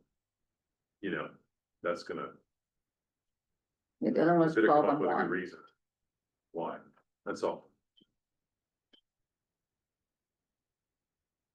Right. I think the reason is a good one. I don't think it's. I mean, I think there's gonna be an increase in traffic. But so what is the mitigation of those impacts, and is there one? I mean, that's just the question, right? Or are we trying to mitigate it, or something is obviously going to open in the restaurant space, but that's why I just said, I mean, the hours, is it the last seating and then, people are coming in and then they leave? I mean, just and what is this? Cause I see, just like with the new jazz club, right, that we heard it's jazz club on Tuesday, it's the traffic. Right. That I think is the issue, and that's very noticeable on a residential street, like. No, it's immediate. totally destination. Well, I mean, but the traffic impacts, so that if they're able to mitigate that, that's the impact, I think, that. Does the real reservation issue. system help with that or not? Well, I think it does to some extent. Because when you're coming and going, so, I mean, or at least when you're arriving, so it's not. They said this was an all day affair. So Yes. This. So it's a little softer, but it's still. Well, now the drinking is during the day and not just. It's not, but it's not, because it's not the drinking, it's the person not coming out to get in their car when they're leaving. That's the. And the traffic's backed up and the honking. I mean, yeah. That's the. Well, they said that they would do the reservation system at night, so if the reservations are starting at 7 something. If that helps. We don't really. It's not the people coming, it's generally the people leaving. I know, but. We have a record of how it's going now, like. And they stick to the Uber thing in the last one, Last one, right? right, and I guess that, and So they that's do kind it of here what we. too, that's kind of Yeah. what we have, that and reservations, there's nothing else. Well, that was just for drop off. Is that also for pickup? It's the whole thing, so like, if you put, like, basically anyone who has Uber, if you write like people or whatever it's called, I don't remember. Yeah. The Uber actually will Yeah, not I let stick to you, that. you have to like physically drop a pin and it's harder to do, yeah, the Uber, Not when you leave. yeah. If you put the name of the restaurant, I would just find your location. well, not everyone's. I don't even remember I did stuff. Oh, it is true, the Uber will ultimately, yeah, I know, like at the airport or something like that. They know.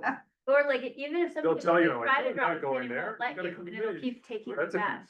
Then you text back and forth, you fight over it. I may not have put that step in.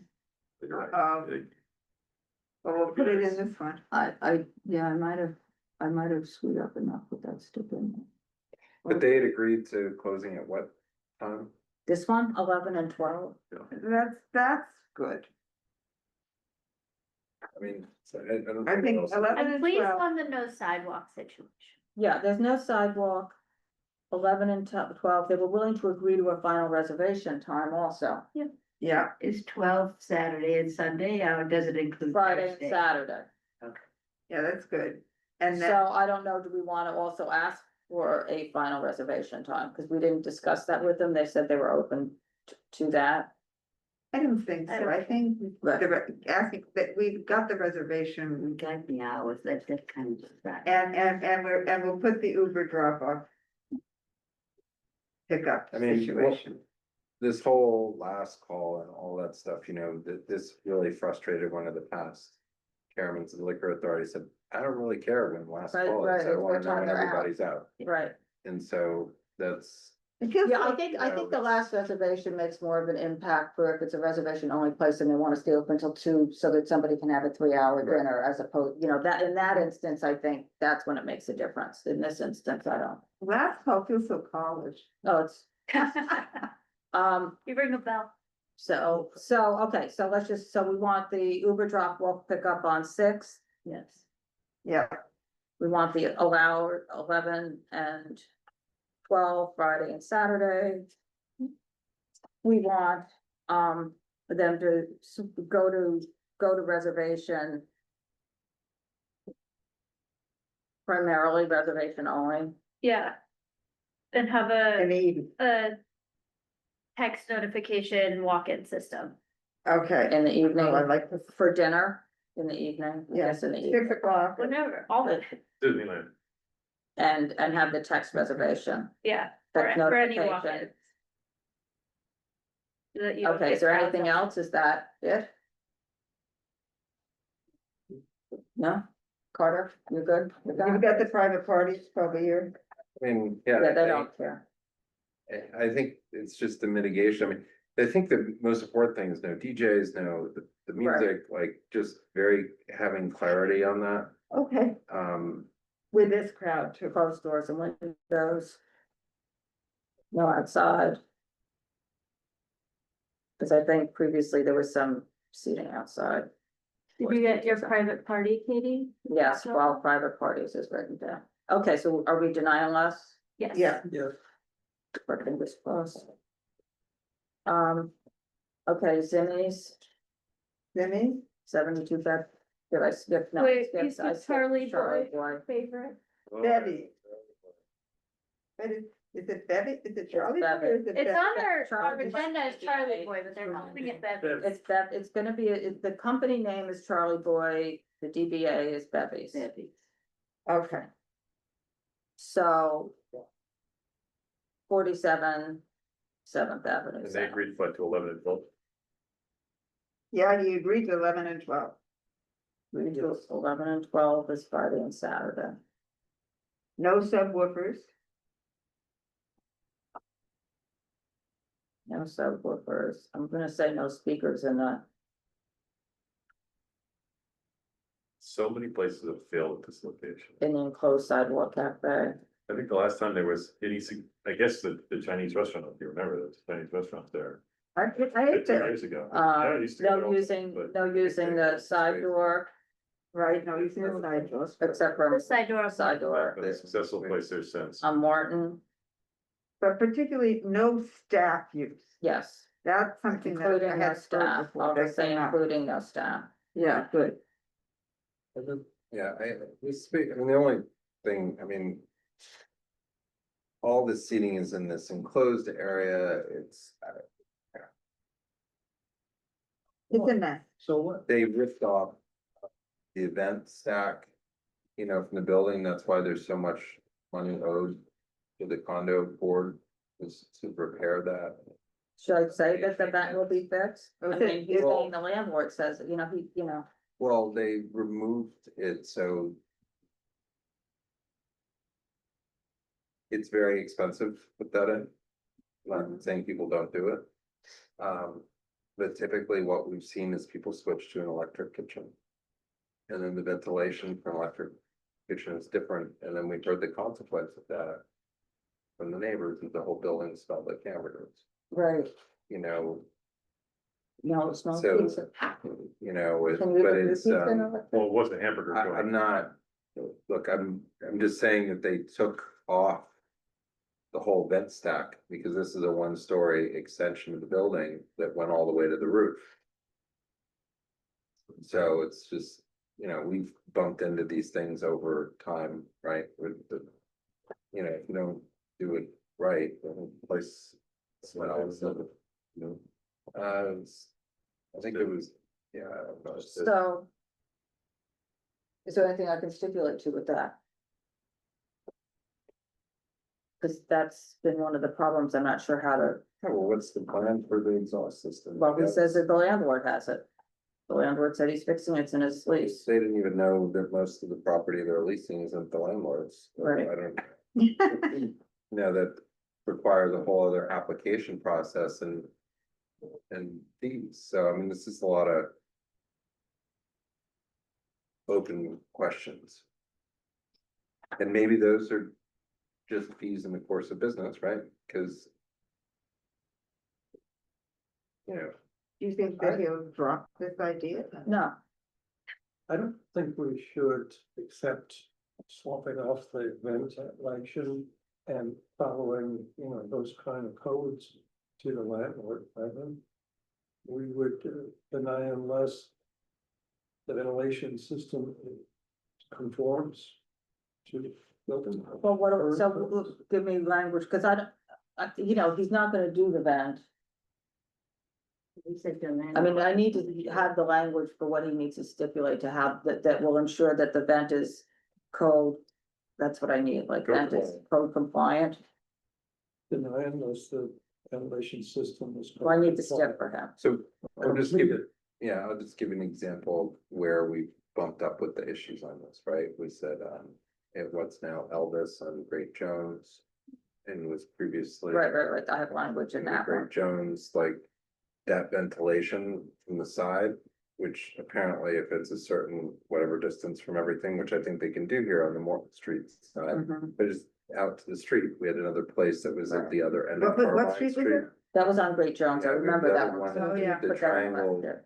building or whatever at Carmine Street, I think, at the end. It may not have been Carmine, it might have been one of the other blocks, but that, that's on Varick or Seventh Avenue South, whatever that is there. There's Downing? another side vent issue for the electric kitchen also.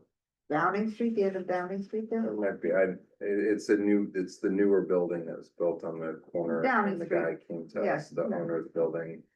Yeah. Downing, is that, I don't remember. Anyway, those are all like places that have had these Right. smell issues for. Maybe. So, And we also said that they will verify the installation with the condo, the sound installation with the condo board. Yeah. That was just something that was. Well, and that was the problem. I think it was going back, it was a staff issue, which we often hear, right? That the staff was playing music yeah, in During the cleanup. unsound protected portion of the establishment. After in the hours. kitchen. Yeah. Or it might not have been after hours, but it was in the kitchen. Is the kitchen separate, Brian, and the? Yeah. Cause that's the one that backs up to the apartments is the kitchen area. Yeah. so, should I say? Music off when restaurants closed? What does that even, That means it's I mean, just say there shouldn't be any music in the in the kitchen? staff areas after hours. But they also need to soundproof that stuff. I mean, ultimately, that's what. Did So you there's get nobody that, Donna? there They above it. agreed to verify There- the installation. Above the kitchen, there's somebody living above the The sound kitchen, is- the kitchen built. Kitchens and things. Yeah. Yeah, it extends to that. Okay. But that, you know, if it's in the kitchen, they're gonna do any kitchen work, it's not hard. You know, no, it's hard to do there if there's nothing in there. Right, if it's empty, now's the time.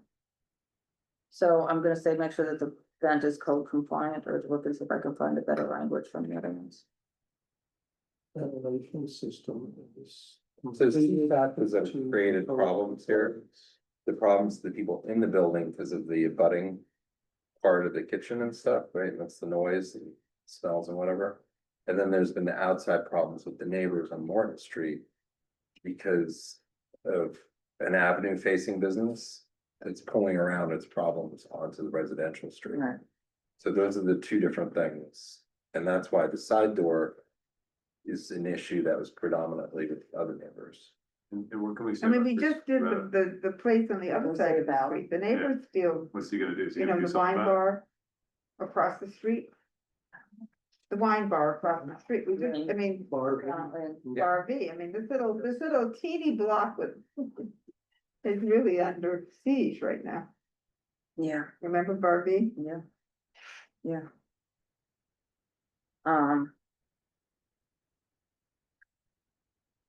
I mean, Chris, you know. I don't know what Chris will do. I mean, he'll, Yeah, there was a lot of animosity. You know, like, it's not something you can just lay over and say, could you guys try to get together? It's like, there was a lot of anger. well, but because, I mean, he's, Well, no, but this space has creepy. transformed And a lot of from bad. a quieter, you know, restaurant that was affordable, that closed at 11 o'clock and very accessible to something that has transitioned into a couple of concepts that have been very impactful on the immediate abutting residents. Was And it called Dragonfly? Yeah. I think so, that's Yeah. right, yeah. And Dragon- so, Yep. so that Right. changed, Right. and then Right. when it was when it was the bar environment at Morton, and they really, you know, really went after, I think my recollection, because I saw some of the advertising when they were struggling towards the end, they were very aggressive in their marketing and later night stuff and, you know, inexpensive in a different way, but that created a lot of issues at the location. in the street, And but they then- were closing the streets, who weren't Yeah, there. who they was were closing the street and then there was noise outside and suddenly, you know, it was spilling out everywhere. And then now the last people painted over everything and, you know, Put in against the a big landmarks, they neon. just went and painted. You know, literally took out cookbook. the paint rollers and painted it light blue or whatever. Yeah, And then they ripped or somebody, you know, removed the whole vent stack for whatever reason. And that may be because it was in bad shape, who knows, whatever, but it caused damage. And that's what it says in the building lien that's on Acros, you can go read it, you know, in the legal filings, and they were building, the condo board just wanted the building portion repaired and stabilized. Then you've had the operational issues because they've been staying open later in the kitchen, that it's impacting the residents. Right. So you get all these little things and the situation is, well, it's the things that, it's not. Doesn't breed compromise. Yeah, just it's expanded in its impact through each successive license, right? Yeah. You know, except, so I mean, that's, even the burger one, we pulled it back, we got, you know. Yeah. Well, we I remember. pulled back the hours, but it had There are other other expanding problems. impact with the Exactly, kitchen exactly. and the smells and the, so, you know, that's. Yeah. You Yeah. said And that. I think that the frustration that we heard, you know, from the last speaker was that appearance of not knowing the space they were looking at, you know, and Right. I think that Chris, obviously, we know is an experienced operator, Right. but, you know, they were caught off guard over stuff that we know is basic. That's kind of basic, how do they not know You know, that that's? for us, I mean, for but our community reviewing things, it's basic to us. even It if you is look at that not building, it doesn't seem basic that that's an enclosed Not- sidewalk, it's on the to sidewalk. us, you know, but to a lot of people, you know, we see this confusion all the time. They think it's part of the building because the way they get overbuilt over the Right, years. At the Right. corner of Barrow and Seventh Avenue, where the cook who committed suicide had a nice restaurant for a while. It has the same problem. And we've had a revolving, it's south of Five Guys. And it's been Oh, the yeah. bean Wow. sprout, it's been The a lot of two-story things, space. but they Yeah. took the walls off too. Remember the cook who killed herself? Anne, her name is Anne, she lived in the neighborhood, she's a big Food Network star, she had a very nice Italian restaurant. Burrell. Say it again? Burrell. Yes, she had a very nice Italian restaurant in there, but it's, most of the seats are in this sidewalk cafes. Thank you, Bonnie. But, yeah, so I mean, those are just, but every successive place but it's just more that the appearance is one thing to some people, and then the situation is different, on paper. And so you get it treated differently, and, you were asking about no speakers in the outside, it's kind of a weird thing to ask somebody, but that's what it's supposed to be. But it's what it's supposed to be, and I'm putting that in the stipulations. Right, so that's, and then as Bob said, most of these, they're taking down the walls to make it seem like it's Everywhere. inside, so. Everywhere, all those what's those wonderful? cafes are now part of the building. Bayard House, that's. They not just something- but they did- renovated the whole thing themselves. Are They you just did the kidding? exact same thing there. They did? Oh, yeah, they tore down that building. Bayard House. Yeah, they completely Yeah, redid it they- all. What was that, Sazerac House used to be Oh, Sazerac. It used to have a You barrier. like their menu? It used to have a barrier, and now it's You gone. know who used to like to eat there? Elaine Young. Yeah, Oh, no, it's fun, that's a fun place. I'll be like. Yeah, but the eggs were, that was my question. All right, so Yeah. anyway, all right, we're digressing. So are we denying less with those stipulations? With all of that stuff. I mean, Unless you do all of it. the. I mean, the Like a thing is, big there's a thing, I mean- there's a lot of things got air quotes broken. Right. So a part of this, though, is that these responsibilities that we heard Chris say were on the landlord. For example, fixing this, fixing that, doing this, said that's on the landlord, that's a landlord's It's work. just a bad fit. So, It's just a. well, no, but I mean, the question becomes that I think it's also Was a good. incumbent to put these all in. So that the landlord, whatever determination that they make, but it's very clear that going forward, these issues It need has to to be be done. resolved, Want because somebody some in of there. it depends on the lease, how the lease is written, whose responsibility it is. And Chris said Well, it's we written have as to- the landlord. I think that's why we need to write these stipulations. It doesn't matter who's responsible for getting it done. Right. These are the things that would be necessary for them to open this establishment. Right. And so, we don't have to determine who's gonna pay for it or who's gonna Right. It contract needs it. to be done. Just needs to be done. And then the Okay. next time someone comes, So, we have it. including getting the, use of that enclosed sidewalk cafe Straighten up. from the city. Right. All of it's operator agnostic. It's not a Chris thing. Right, it's his No, it's attitude. the animosity from. Well, the he's got- local living Well, no, area it's, that to we're not us, gonna it's work with Chris, so. operator agnostic. But each of these agreements and the leases are different over whose obligation No, it no, is, I know. and that's the, I'm saying to us, it's like, I know we have history with Chris. Yeah. The space is tough. Yeah, that's where it goes. Got his number on speed dial. his application did have, do you remember there's one other residential unit on Ginsburg Street without saying which one it is? Mhm. And he listed that as one of his residents, for if you Oh, look in the no. application. Wish I knew. Remember I in this pointed out to application? you that because you didn't. Okay, so, enclosed sidewalk, verify, verify, what do I say about the enclosed sidewalk? Well, they have to apply through the process. Yeah, we'll apply. Can't operate until they have I will say though. dining out NYC. Provide documentation. Yeah. They can't operate it until they have a dining out NYC permit. And they can't say it. And that's important to have Put them in there. acknowledged in the stipulations, and it's clearly identified on the list. Okay, denying less? Yes. I'm gonna call it quick.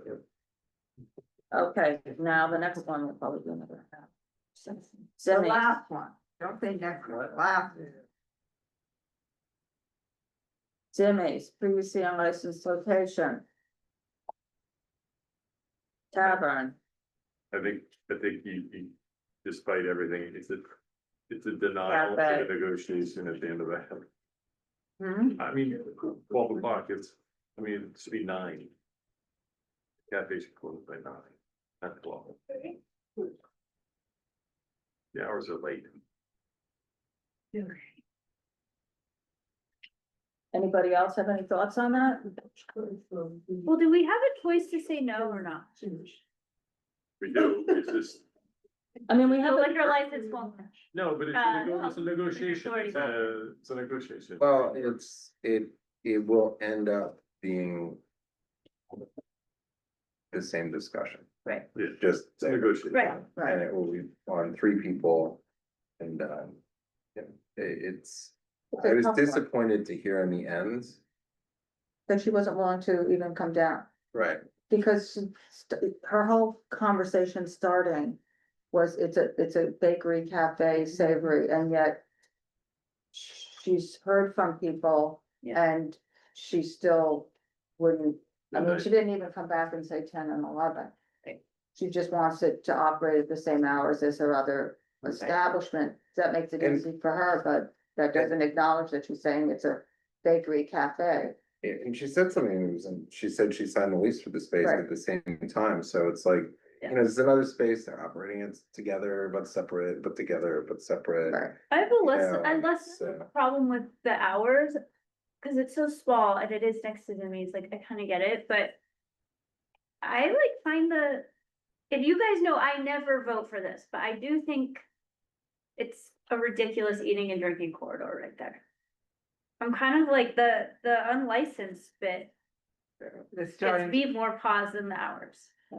Yeah.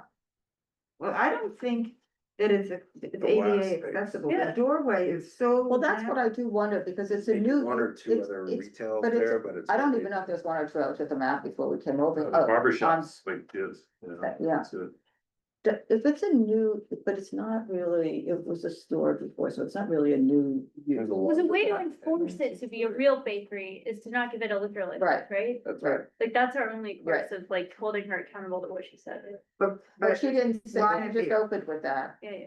But also, if it's a real bakery, you don't really have seating like that. You're No. not trying to give access to people. No, I'm just saying, right, I mean, you're in and out. it's an adjunct, it's a place to put Yeah. people. Well, it's Via Carota. We've had places like this on Bedford forever and ever, the It's little like- place across the what's street. this Little place, is it Little Al that's up? Yeah. Yeah, they own the one on And then they like took the one the next mustache. door that you, right, They're exactly. like 3 times. the area. Well, I know, but it's still, Even though that's small, it's still. And now there's another bakery down at the corner of Morton and Bedford. Oh, It is a bakery coffee shop, but they have little pop-ups in there and So I think that the impact here, right, again, going Right, back to impacts, impact. and we can thank Bob for making me think that way, right? It's the impact on the immediately I deny it. abutting, you know, neighbors, the people who live there is really, here, it truly is the later operation, you know, hours, the deliveries, these are well, the delivery narrow, was the one thing we had. residential streets, it's very residential above, all the houses and everything. You know, that's the impact, and so, you know, it goes back to But you the have a same thing restaurant that we next just door. had. No, that doesn't have anything to do with it. It's the same as, the one we were just talking about, right, with Chris. Mhm. Is that the impact is, when does the operation end? And that's when the impacts stop happening. So even though there's a restaurant next door, I happen to know that area a little bit, and, you know, before it was Zimmy's, those guys used to take their mats outside and wash them. Yeah. Yeah. But they were doing that around 11 o'clock. Not at 1 o'clock. Mhm. And when you're taking out your kitchen mats to hose them off outside, you know, that's not an uncommon practice in small restaurants in New York. When you're doing that at 11 versus doing that later, you start, and that's what I mean about the impacts of when does the business wind down. So if we want to reach a compromise at all on some sort of an agreement, not discounting what Eric is saying, because I kind of feel the same way, You know, but it's like, what's the lessening impact? And just because there's a restaurant next door doesn't mean, oh, that there's all the noise. Right. It's, But you know what I it's think she's spread out a looking little bit, because there are some ground floor residences here, right? Like right across the street. You know, around the corner, the apartment building, you know, diagonally across, all ground floor residential. Yeah. You know, But she so, wants to get the active theater crowd from the Cherry Lane. That's what I think. well, whatever it is, I just think that. They're on my street activities blacklist. Oh, is that, Really? so, But I think it goes to what It's got- Bob's saying, is if there's anything, is it lesser hours, or are we? And they already leased the space, so. How late does Zimmy's open? Same as, is, she Like, said they they're were asking saying. the same hours? no, Is that right? I have to check, I didn't. Okay. I just don't see the justification for giving this a liquor license. I'm with Brian. Beer and wine, yeah, it just, they wanna You extend can their all come up to the service. liquor authority with me, please, Vaguely- and say that. Easy for us to sit here and I mean, say, I'm just saying, you know, Oh, yeah, by the way, Well, that's the answer. The only reason you try to negotiate is they're gonna get a license anyway, and so that's really. I wasn't, I watched part of the full board liquor authority, full board meeting from 12 o'clock with yesterday. Jimmy's. And one of the commissioners was, I think, very disrespectful to our board, because he kind of started talking about it, the only Donna's issues. Right. And the issues Right. that Donna. I aggravated Donna. rude. And, yeah, and so he said, well, Donna's very upset about this one. Donna, you're Yeah. aggravating, It's like- Donna's aggravated about this. I was What just is kind of that? like, what? You know, but, so it is, you know, it's not. I should have called him out on that, I will next time. No, you don't wanna call them, you don't wanna call them. Right. But if we deny it, then it goes up there, and then we don't have a. We don't have any say. We don't have a no, leg to we don't have stand on. Well, no, that's not true. That's not true. It's that, it's Nancy will just a come up- different agreement than what we could maybe come up Got with figured now. out. Right. Well, So we need to make sure that, I mean, she has, what's she asking for? She wants, Just for the record, the one time that we ever got a denial from the liquor authority on a beer and wine was. Fun, but sure. Okay, which one? all right. Which one was it? It's a place further down that said they were making food and cooking food, and they didn't have the full. I can't Okay, remember. well, that one's They- easier than, Well, is it? No, it's Tavern wine, same thing. Same. well, no, but if they're not cooking food, if they're not doing what they said they were gonna do. Well, I don't remember. Wasn't if there a that was- place on Greenwich? This lady's serving a pig head. Did you guys? Next to Salt and Pepper, Salt and Battery? I don't remember, but that's the one I remember is Bedford, because we went up to the SLA. So it's an all-day cafe serving small plates and pastries for dine-in and takeaway. So, you know, the reason that other one was denied is because they didn't have the facilities to prepare what they described, and it was. Oh, yeah, you do remember, It yeah. was, the application was applied for, was not for tavern, it was for a restaurant, Okay. restaurant line. And they did not have the facilities For a restaurant. to meet the requirements. for a Libby, restaurant. Libby went up there. Yeah, and so it was, and we didn't really argue that point, it was just pointed out, because that's a technical. Right. Review process, and that's why the license. Okay, so we can't, I know, But just can't we- bring it up. a point. I mean, But can we start to say in these instances, you know, this is another I mean, We we have. could, we have said that, Good. you know, but just. And they respect that. I mean, there was another application we were up there on, and Nancy, I believe Nancy came, I know Augustine came. I think somebody else came, and they made that statement, we didn't. They were, and people were sympathetic to that. Good. But as De Leon said, that is not. What they are charged with, that is not their consideration in this. Although they were very appreciative. But they also do that. things that, every once in a while, they'll That's do right, something that's why, that will surprise you. yeah, and that's Okay. why. Yeah, we call that You don't know where that. That's the way judges. So this. So, just, you know, I think. Okay, let's just say we deny this and it's up at the liquor authority, what she's asking for is 11 or And 12. the support of a somewhat inactive Do- neighborhood group. You could do a deny Well, with a it path, doesn't offer deny with a path, comment. and make the path 9 and 10. I don't know, deny with a path. I don't think that's good enough. I mean, I'm sorry, but Okay. Justin, for I'm 11 just and throwing 12, it what's out the there. difference between 9 and 10 and 11 and 12, really? It's when the biggest, when Because the it's a biggest, negotiation. I know that, but That's fine. when the biggest concern from everybody is that you're. That's fine. So What across? I said bakery's closed at 9. that's what I was gonna be, close at 9 o'clock. before- Oh, yeah, bakery, to me, it's 9 and 10. It's bakery. They close at 8 on Saturday. I'm just saying, if you wanna make it 8, I you make it 8, but think, that's. you know, going back to the impacts, right? They close at 10. It's not outside of all the finishing up and doing stuff that's extra noise. If you look at the letter, you know, that we got opposition, talks about the noise out on the Right. street, all that stuff. And Yeah. when you start winding it down, then it's before everywhere else. It's just not going to contribute to the. Which makes overall. sense, cause it's the smallest little space. Yeah, and, Yeah. and when you go further north, you look at, you know, It's 86 a good level. Bedford, and we've had you know, that went from a real neighborhood place for many, many years to it's like revolving list of craziness destination, For 30 years. you know, Okay, so, Mustache. for 86 Bedford. Is that That Mustache? was Chumley's. Oh, Chumley's. So that So- space went to different, well, yeah, well, that's what I mean, but it was much more of a neighborhood Yeah. local area, right?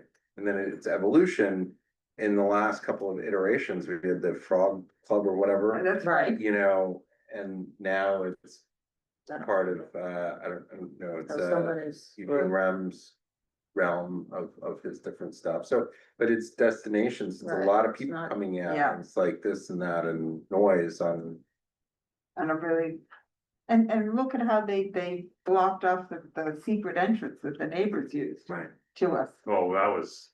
Okay, can we go back to this one and then we can chat about all the other places? Well, I think that you can be put in the resolution, I mean, if people agreed that we were inclined to deny the application. Well, the because first thing I of wanna the know is last- what are we, if that people agree? That's the first question I'd like answered here. Do people agree to 10 o'clock? Then it sounds like we're having some consensus. I, fine with 10. yeah, I think we're trying to find an agreement within the committee too, even though we don't want to see it there, right? Right, And I think that that's important to communicate, yes, and that we understand that the liquor authority. Yeah, I don't think they're gonna agree to 9 and 10 or 10.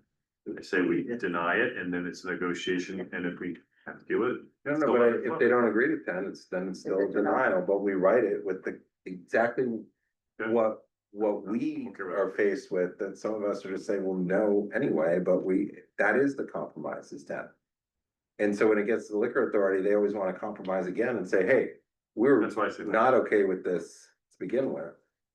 But that was the compromise, and, you know, You know how it works, though, they'll get Yeah. 11. Well, You know how well, it no, no, works. but I think would've that, been I think what are we that, doing? you know, when we had 3 community boards there, we talked about Bedford Street specifically as a topic, and that this was happening, and used as an example of, To the chairman or to the chairman. Yeah. But not to the other 2 guys. Chair, to the chair, not to 2 commissioners, and she said that next time, she No. actually, no, she said the next That's fine, time. we'll bring them. And I said that the challenge here is that we look at, you know, that the way everything's written is you look at each application on an individual basis, and you don't look at it as collectively, and now we have an entire, Straight. She's gonna laugh. you know, street from the beginning to the end. That, you know, in 15, 20 years, almost all of the spaces have transitioned. Every chairman starts out with, So what are we saying? Are we saying 10 o'clock? yeah, I think that's a good compromise. Okay, it's a deny? It's a So deny? it's a Deny unless, denied, if they agree. unless they agree to 10 o'clock. And what else am I supposed to put in this resolution that we all didn't? We don't want it at all. Okay, And is that, no, I Or think any that's what we're further hearing. licenses. Well, there's not many more places to license, I mean, We'll find it. on Bedford, so. And then I mean, it's those places. 12 private parties a year. yeah, from 1940 until 10 years ago, it looks like this was a laundromat Yes. a laundry in a residentially owned, residentially only zoned Yep. area. With a And local these are laundry. all old walk-up buildings. And the only ones that pretty much have laundry facilities are the ones that have ownership. They're co-op or condos, and the majority of the other ones are walk-ups. Businesses on the ground floor that have no laundry. Yeah, there's no laundry. And that's. Okay. So And the we're good house with across that? the street sold for $5 million. We're good with this, everybody? We're good. Okay, I'm and good. then, so just, and then the last, $75.5. Penguin Townhouse, the new steps, everybody's fine with that? Yes. Okay, we are done. Thank you. Thank you. You guys glad you stayed? Ridiculous. Even better from Leitao, there's not one person. It's everybody who, Welcome to It's Liquor a lot License. of work, a lot of work. A lot of work. And I was really, I gotta say. Well, lucky you. I've seen You're only these here signs